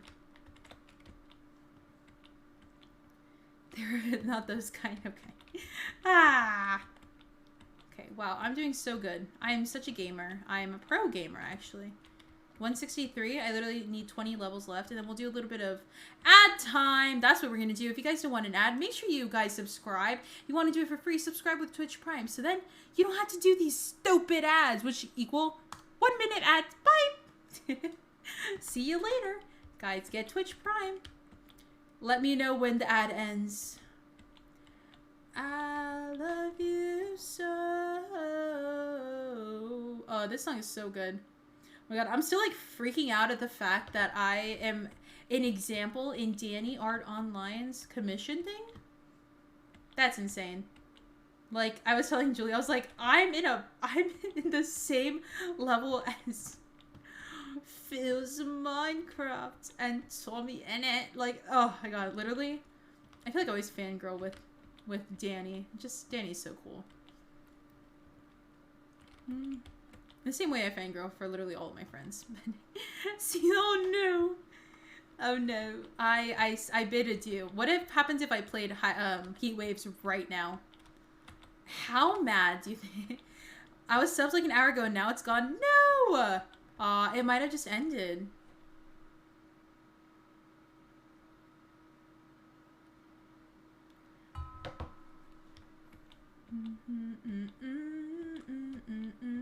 Ah, dang it. Let's see. Man, the world really said, let's end it now. I don't know. That's so weird, though.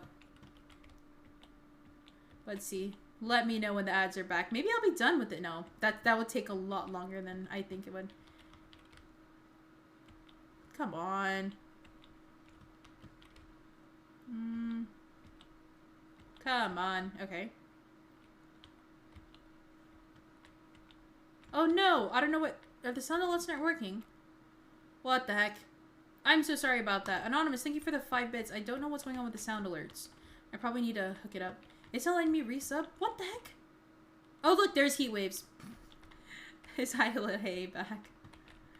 Ow.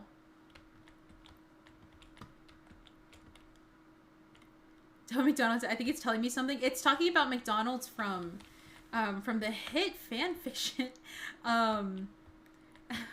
Content. Hello, motherfucker. TOMMYINNIT's clinic for supervillains. Yo! Thank you so much for the 5 bits and hello to you, Anonymous. Hello. I don't know why the fart one didn't work. Meow. Come on. Is this one of those that I skip? I don't like these. Like, literally, like, little tiny bees. Okay. You know what? F it. I can do this. I can do this with one. Oh! Material girl! Material girl! Material girl! God damn it! Cry! Why you farting? Why you farting in my chat? Why you farting in my chat? Thank you for the 5 bits as well. Thank you, Cry. I'm on. Oh! Okay, thank you for the 15 bits? Would that be 15 bits, I think? I can't do math right now. My brain hurts. What the heck? Cry equals Anon. Anon teardrop. No! Funny! Cry? Did you just say I wasn't funny? Because I will cry. Cry has been exposed. That was good timing. No! I was lurking. Thank you for the lurk. Being Anon. Being Anon. Anon. None. And this is what I get. Yeah! It says anonymous! It says anonymous. It's still like, thank you for the 5 bits. How dare sound alerts do that to you, though. Heat waves been faking me out. Can make you happier now. Okay, well that sucks. What you're dreaming of. No, like the one I did said my name. I said, oh, really? All of them say anonymous. Except for the fart. The fart one did say your name. That one I did know. That's how I knew you were here. Wait. My brain hurts. Yeah, no, because the fart one, the second one, fart one called me out. Ah, I see. Punching, oh, wow.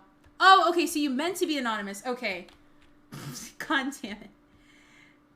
You know what? It really be stream sound elements, sound alerts. I don't know how to speak. My brain hurt. Punching the air. Punch. The fairy melody. Thanks so much for the follow. Welcome to the stream. How you doing? Can I please? Oh my god. I'm literally gonna cry myself to sleep. Okay, can you not, please? Thank you. Oh my god. How bad of an idea? 70. Okay, I'm literally. How bad is that one? Thank you for the font and the 5 bits. Okay, you know what? We're gonna just have to be able to do this. Oh, no! It's this one! Oh my god! Oh my god! I've done this parkour before. Oh my god. Oh my god, my heart. How do you do Neos? I don't know. I just got good at them. No. No. No. I can't do this one again. I can't do this one again. I want to do this one parkour and I can't because I can't Neo to save my life. I usually go to the right and I just like, woo, and I just turn. And then that's literally all the advice I can give. How did you pass me up? I'm stuck at the dumb 177. Let's see, this is 79, 78, 77. That one wasn't too bad. Wait!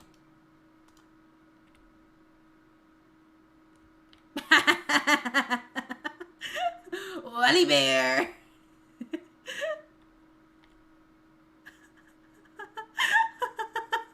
Just go. Oh, wait. No, that one I skipped it with the bottle.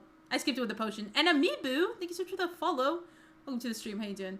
Yeah, that one I did with, I passed with the potion. I was not going to deal with that.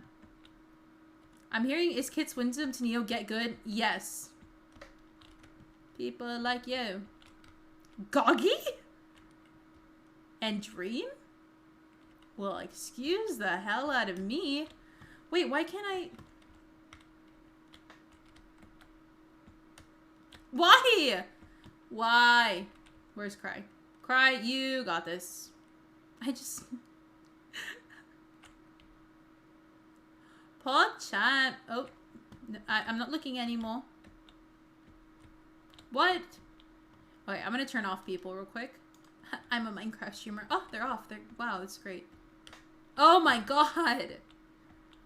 Here, maybe. There we go. Okay, this one. Okay, and now this one. I remember this one. Okay.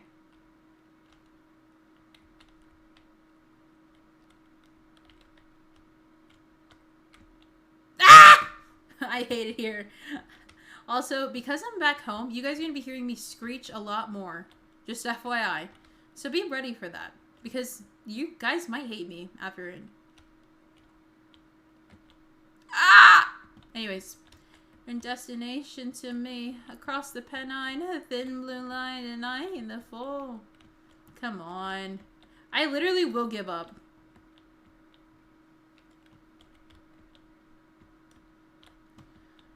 I'm literally about to give up.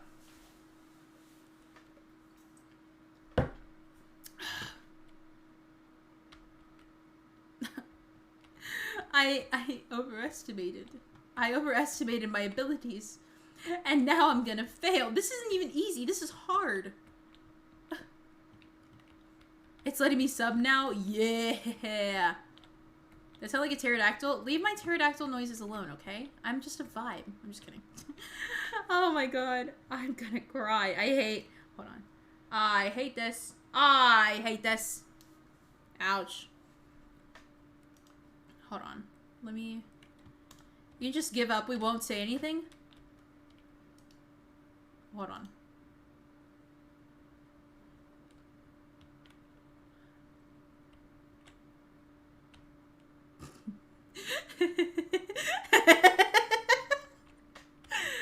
Now the thing is, Now I need a win.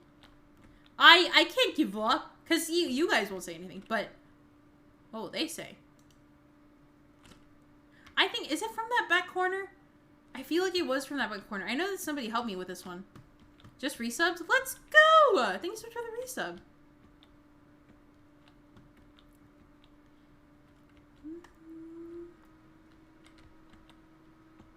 I couldn't even jump. Okay, we're gonna turn off people. There we go. Okay, I stream on Twitch. Here we go. That's how you turn off people. Let's see. I think it's literally like...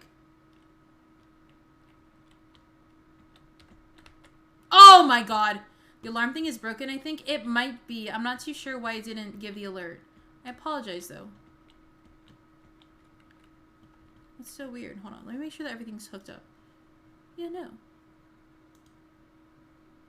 Yeah, I'm not too sure what's going on.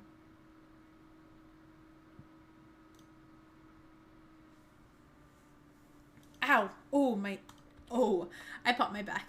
Ow. Okay, come on. Oh, well. I apologize. I don't know why that didn't work.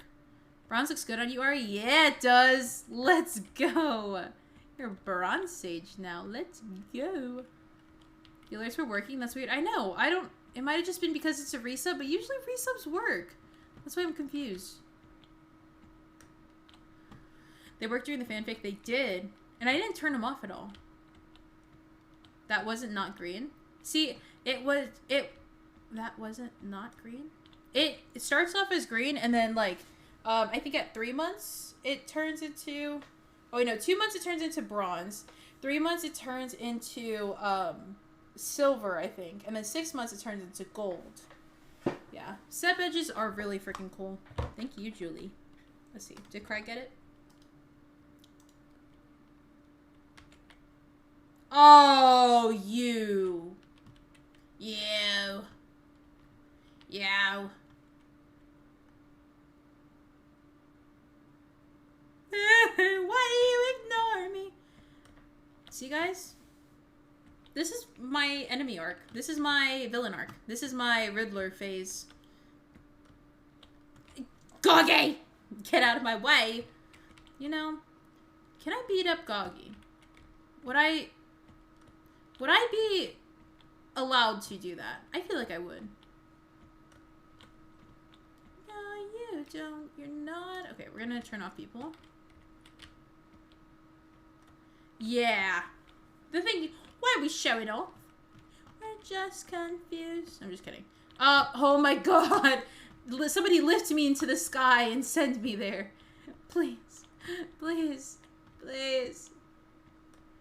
Okay. Here, maybe I can see people up here. Hi, Cry. Oh.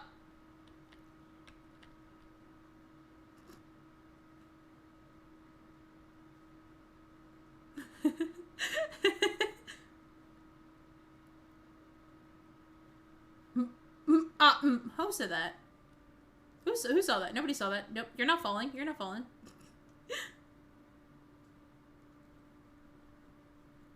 React. Bam. Literally don't know how I got it. Pop off. Let's see. I'm thinking it's like this, and then... Ah! It's literally... Okay, it's my right side, so that just means I need to go more left side. You let me know here, we're just... Okay. Mother trucker, dude! No! Oh my gosh. That actually kind of hurt me. That kind of hurt me. That gave me pain. Oh my gosh. Good girls. Love accidentally success. You know what? That's what I call myself. I was just an accidental success. Oh my god, no. Okay, never mind. I did not say that. Okay. Oh my god. Hate how you ignore. Goggy, get out of my way. I literally, oh. The fact that I can't even... Hello? You know, whoever said that I wanted to be a Minecraft streamer? Maybe I'm just going to become a Valorant streamer. Maybe I just give up. Maybe I just give up on being a Minecraft streamer and I go to Valorant, you know? I'll become toxic, it's okay. I'll become a toxic player.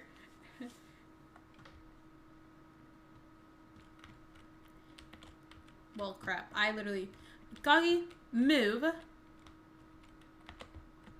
Oh my god. Everyone's struggling with this one? You know what? Yeah, but I'm not just everyone. I'm epic. I'm the best. So it's kind of cringe that I'm struggling. Do I feel bad about it? No, I am feeling bad about it. I'm gonna go cry myself to sleep. I'm just kidding. All of this is a /J moment. And Dream's just watching. Why is there 2 Dreams? Oh my god. 2 Dreams. Are you just watching my failures? Are you just watching me cry? Ah! Oh! Okay. What's my... I don't know, like, what my therapy song is. I think I need a comfort song. What's my comfort song? Somebody tell me my own comfort song.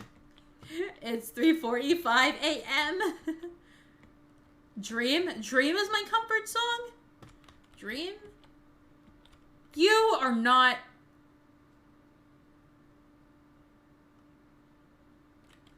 You know... What the mug? Mask? You know what? Mask on repeat. Okay, not the sus remix, that's for sure. Okay. Ayo, perish. Okay, I'm putting it really loud in my headphones, okay. I wear a mask with a smile for hours at a time, stare at the ceiling while I hold back what's on my mind. And when they ask me how I'm doing, I say I'm just fine. When they ask me how I'm doing, I say I'm... Oh my god, you know what? VOD's channel, you get to watch this too. Hold on. Let me, I'll put it back on for the VODs. There you go. And Ari. It just gave me the option to send you a message. So hi, thank you for being a good streamer, I guess. You're welcome, I guess. Thank you for the resub, thank you. Oh, with Prime, let's freaking go. So you can okay, we're going. Trust me, it is very loud in my ears right now. Oh my god. Here, we'll put it louder in here. Okay. Oh my gosh. I've been caring too much. Oh my gosh. Come on. Okay, maybe I need to turn off people. Why is nobody getting turned off? Oh. I stream. There we go. Oh, faces. I'm scared to go outside. Haven't seen the light. Oh my gosh, I'm gonna cry. Okay, come on. We're so close. Okay, there we go. The fact is... Okay. What's the fact? Retweet. Mother! I think I need glasses. I just really wish that I could pass this. I'm gonna cry myself to sleep. It's what the mask is. That's what the point of this mask is. Mother trucker, dude. I suck. You can see I'm trying. You won't see me crying. I'm not good. Oh my gosh, okay. Maybe... Mother!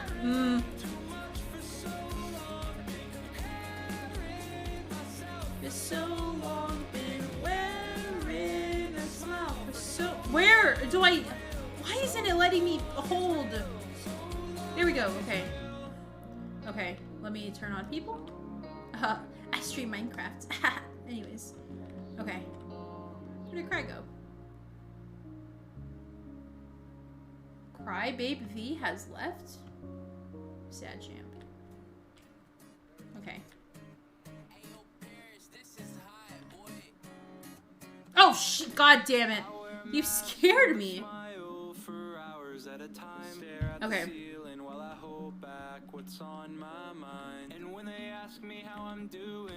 No!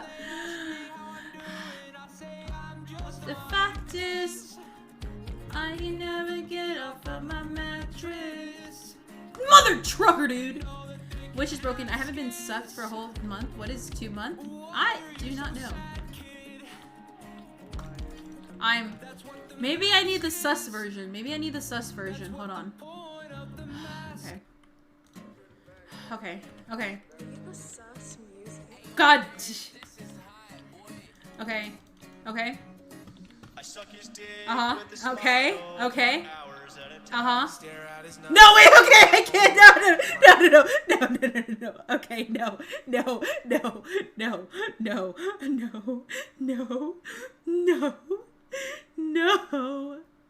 Wait, okay, hold on. Okay, hold on. Okay, hold on. Okay, I'm ready.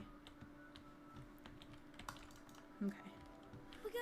#1 victory royale. Yeah, Fortnite, we about to get down. Get down with those on the board right now. Just to go Tomato Town. My friend has gone down. I revived him. Now we're heading southbound. Now we're in the Pleasant Park streets. Look at the map. Go to the mark. No! I can't say because I want to sleep. Please get some sleep. Get some sleep. Thanks so much for stopping by. No. I really want to jug with you. You'll be my Fortnite gamers. He said, hey, broski, you got some heels in the Oh my god, I'm gonna cry. Come on. You know, I don't think that this is not my comfort song. I'll leave stream open to support you. Thank you. I need, let's see. The storm is coming fast and you need heels to prepare. I've got V-Bucks that I'll spend more than you can Let's see. contend. I'm a cool pro Fortnite gamer. Fortnite gamer. Take me to your Xbox to play Fortnite. No, it slaps. It slaps. Okay, hold on. Let's see. I need like an emotional support song. Let's see. I really love to Jug with you. We can be pro Fortnite gamers. la la la La la la la. Okay, ready? I thought that I had everybody Okay. on my side. Woo! But I went and blew it. All sky high. So true, Now SpongeBob. she won't even You know, this stare might get me at muted. Do I care? No. all just Because because I ripped my pants. Damn it. Okay.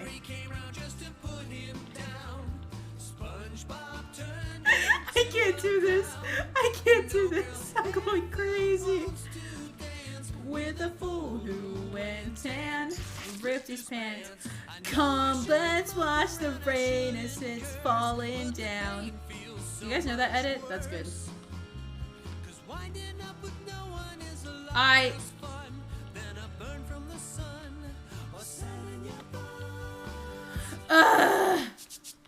Are you just...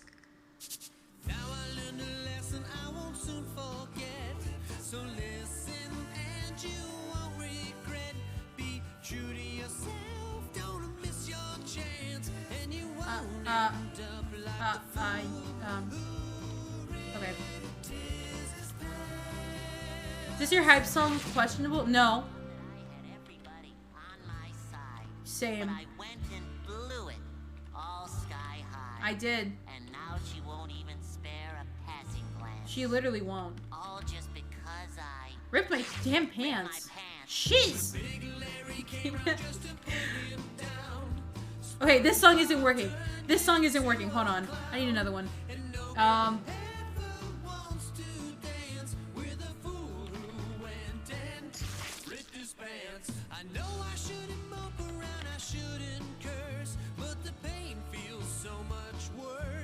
Hold on. Let's see. Okay, what's next? Okay, let's do this one. Let's do this one. Okay. I think this got me. Okay. Yeah. Okay. Okay. Whew. I got this. I'm gonna get so DMCA struck. Wiggle. Oh. Okay. Hello. Bye. Maybe I need to know. Walking down the street and my new freak, yeah. This is how I roll. Animal print pants out Okay. No! Girl, look at that body. Ah, oh, girl, look at that body. Ah, oh, girl, look at that body. I work out, yeah. Yeah, I do. Whew. Girl, look at that body. Girl, look at that body. Oh. When I walk in the spot. No! Everybody stops and is staring at me. Yeah, I do. And I ain't afraid to show it. Show it. Show it. Uh-huh. I'm sexy. Yeah, I am. Okay. Okay, I got this. You know what? No, this isn't working. I can't do this. Okay, hold on. I need another song. I need another song. I need another song. Hold on. Okay, this one. Oh, whoa. Okay. Oh, whoa. I got this. I got this. Okay. Oh, whoa. God damn it. I know you love me. I know you care. I'm gonna fall. You are my love. You are my... Okay, come on. And we will never, ever, ever be apart. God damn it. We're just friends. What are you saying? I can't do this. I'm gonna cry. I'm literally on the brink of death. JK. Baby, baby. Oh, like baby. Baby, no. Come on, I gotta get this. Okay, you know what? No. This isn't working either. Let's see. Let's see.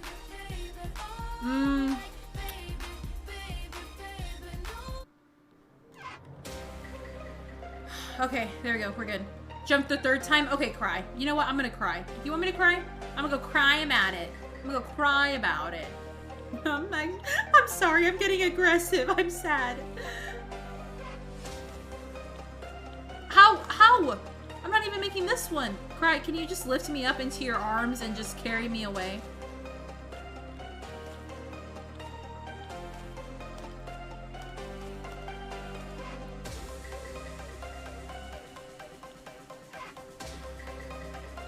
Okay. Cry, show me how.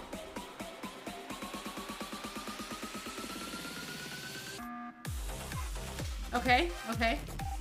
Uh-huh.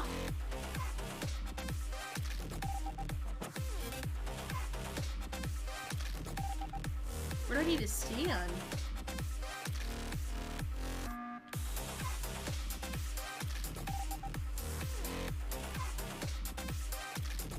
It's like, do I need to stand here?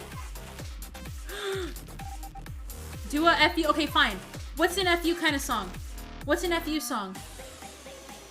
What's an FU song?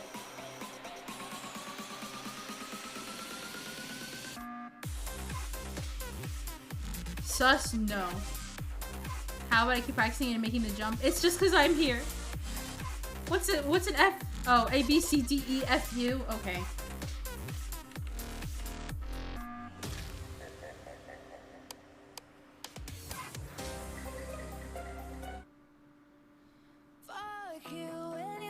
Did you get it again? Okay, where? I couldn't see. I was looking on my Spotify. How do I do it? Misfits? Oh my god, no. Arcane. We'll do that.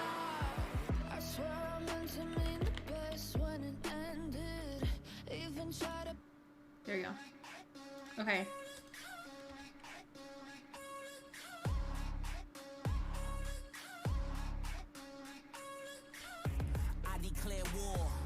On anybody standing in the way of what I dream for. How could you ignore the ones that are voiceless? I literally am gonna cry. Okay, bye Jax, get some sleep. I'm kicking down your door. If I wonder why you got a pocket full of green for. It's all about the give back. It's hard to give back while the politicians kick back. They say I'm so sad. Well, that's the foundation of this mountain that I live at. You just gotta wedge perfectly between both, okay. Oh my god! Okay. I think it's just the arcane soundtrack that I need to listen to, you know? Okay, let me... I did it again. It's every time I leave. Every time I leave. Okay. VOD watchers don't get to listen to the rest of the music, but you guys do. Okay. Kit's gotta wiggle, wiggle, wiggle. I don't want to wiggle, wiggle, wiggle. The way I feel like George right now. I feel like that you. I feel like that. Same, homie. You know, people say I'm like George because I got pretty privilege. You know, no. It's because we can't complete this.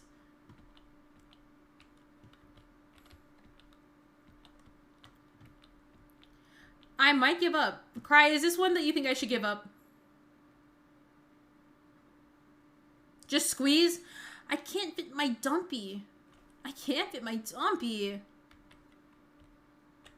Should I give up?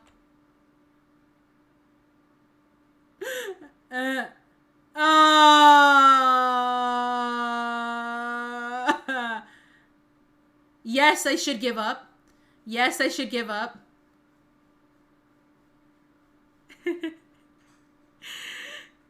Yes?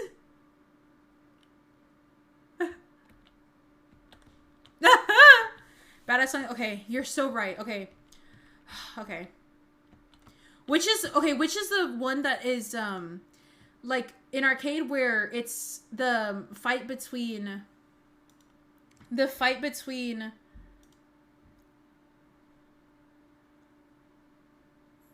is it snakes? It's the fight between Jinx and Echo. Yes, I think so. Is this it? Give up on your dreams and die? I'm on my way. Ah.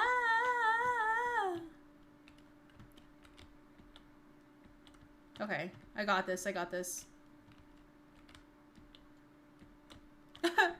I can't do this.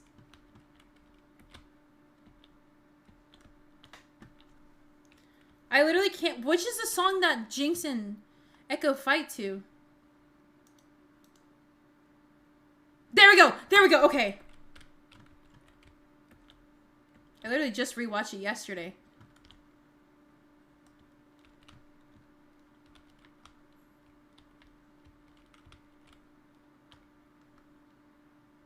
You mother...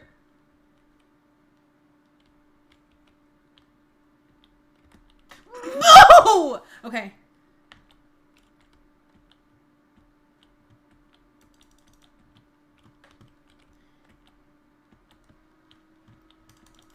Oh my god, I'm literally about to cry.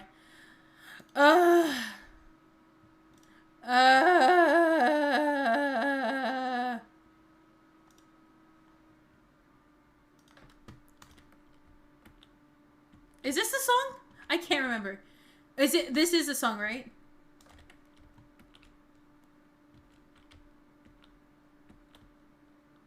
Okay, okay, I got this, I got this. Dynasty and Dystopia? Okay.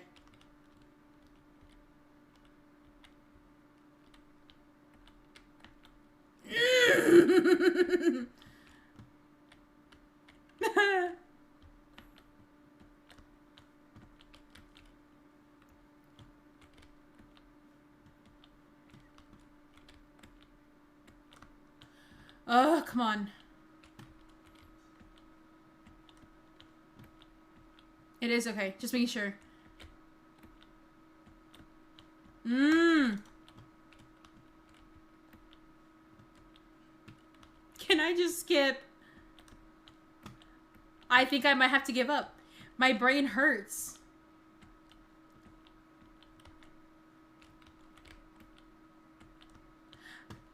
I literally might give up. I hate giving up, but I think I gave up last time I did this one too. Because it's so hard. It's so hard.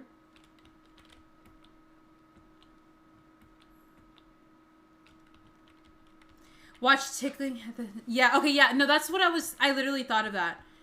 That's what I was thinking of.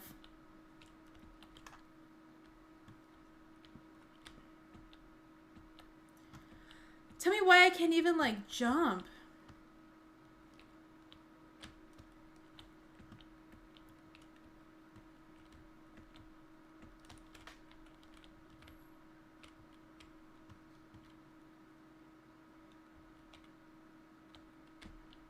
It's literally not even enough, like, of a vibe.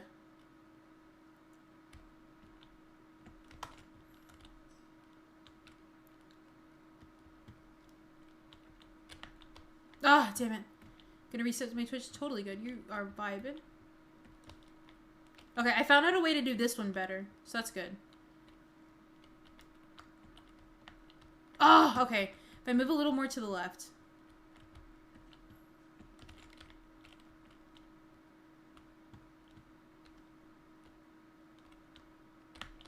Oh my god, okay. Hold on, let's... I feel like I need a guns for hire moment. Guns for hire. We'll do that one. Okay. Okay. Try looking at the red thing, then fall. Okay.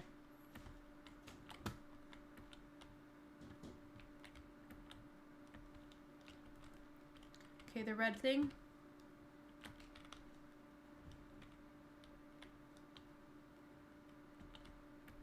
No! Dang it! Okay. It's so close, okay. Okay.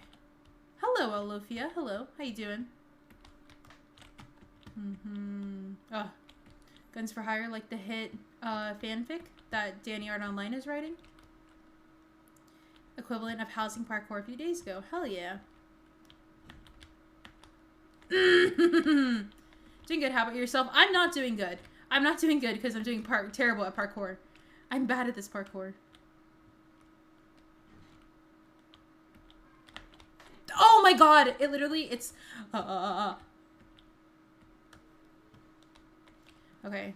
Oh, this song is beautiful. Oh my god! I'm literally like... My brain hurts. So I'm not meaning to backseat play or whatever, but you're jumping too far. Don't sprint and jump. Just fall and bounce up off the red thing. Okay, hold on. I'm gonna go back and see. No, you're good. Kid, do you get Jinx? It's the one Jinx played. Get Jinx. Okay. Hold on. Get Jinx. Like guns for hire. Where's Get Jinx? Is that a song? Get Jinx. Okay. Okay. Okay. So, I'm not... No, you guys...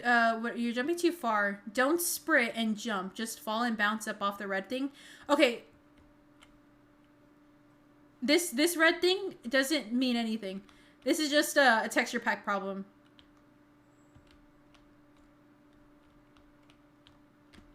Ah.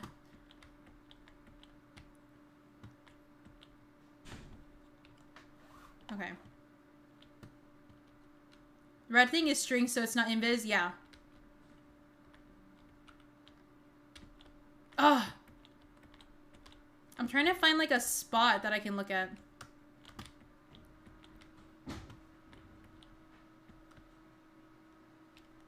Ah.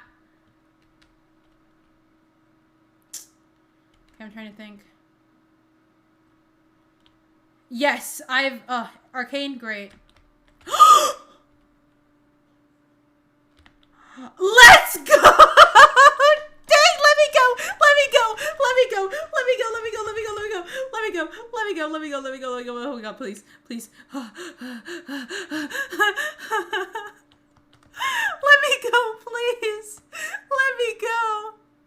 Let me go. Yes! Yes! Yes. Oh my god. It was amazing. Oh my god. Flippin' sexy bitch.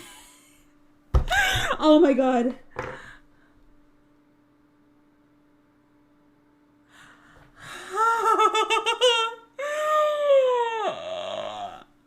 What did I finish at? Wait, did it say I finished it? I don't think did I finish? I did, okay.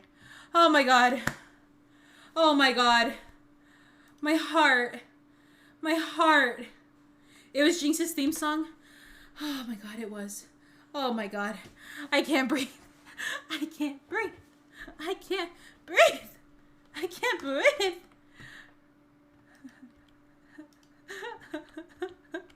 I'm trying to sit closer. Hello, how are you doing today?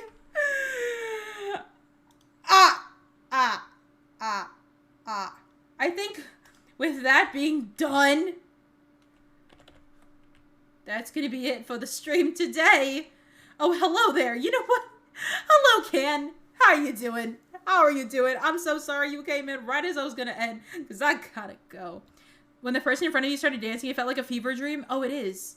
It is a fever dream. It's always a fever dream. Yo, Olivia, thanks so much for the follow. Thank you. You saw me going crazy. Parkour? I was. I come back to you ending. I'm sorry, but I can't do this anymore. So I'm a dream. You are. Mwah. But I think that's gonna be it for me today. I'm gonna see who's live right now. Great first stream experience. Oh, I'm glad you enjoyed it, because I don't know if I did. I might cry. Let's see. Who is streaming as of right now? You defeating the parkour? You know what? Yes. Hopefully I will be able to make this a TikTok, because I need to work on my TikToks. Get some good sleep. I will. I will drink water.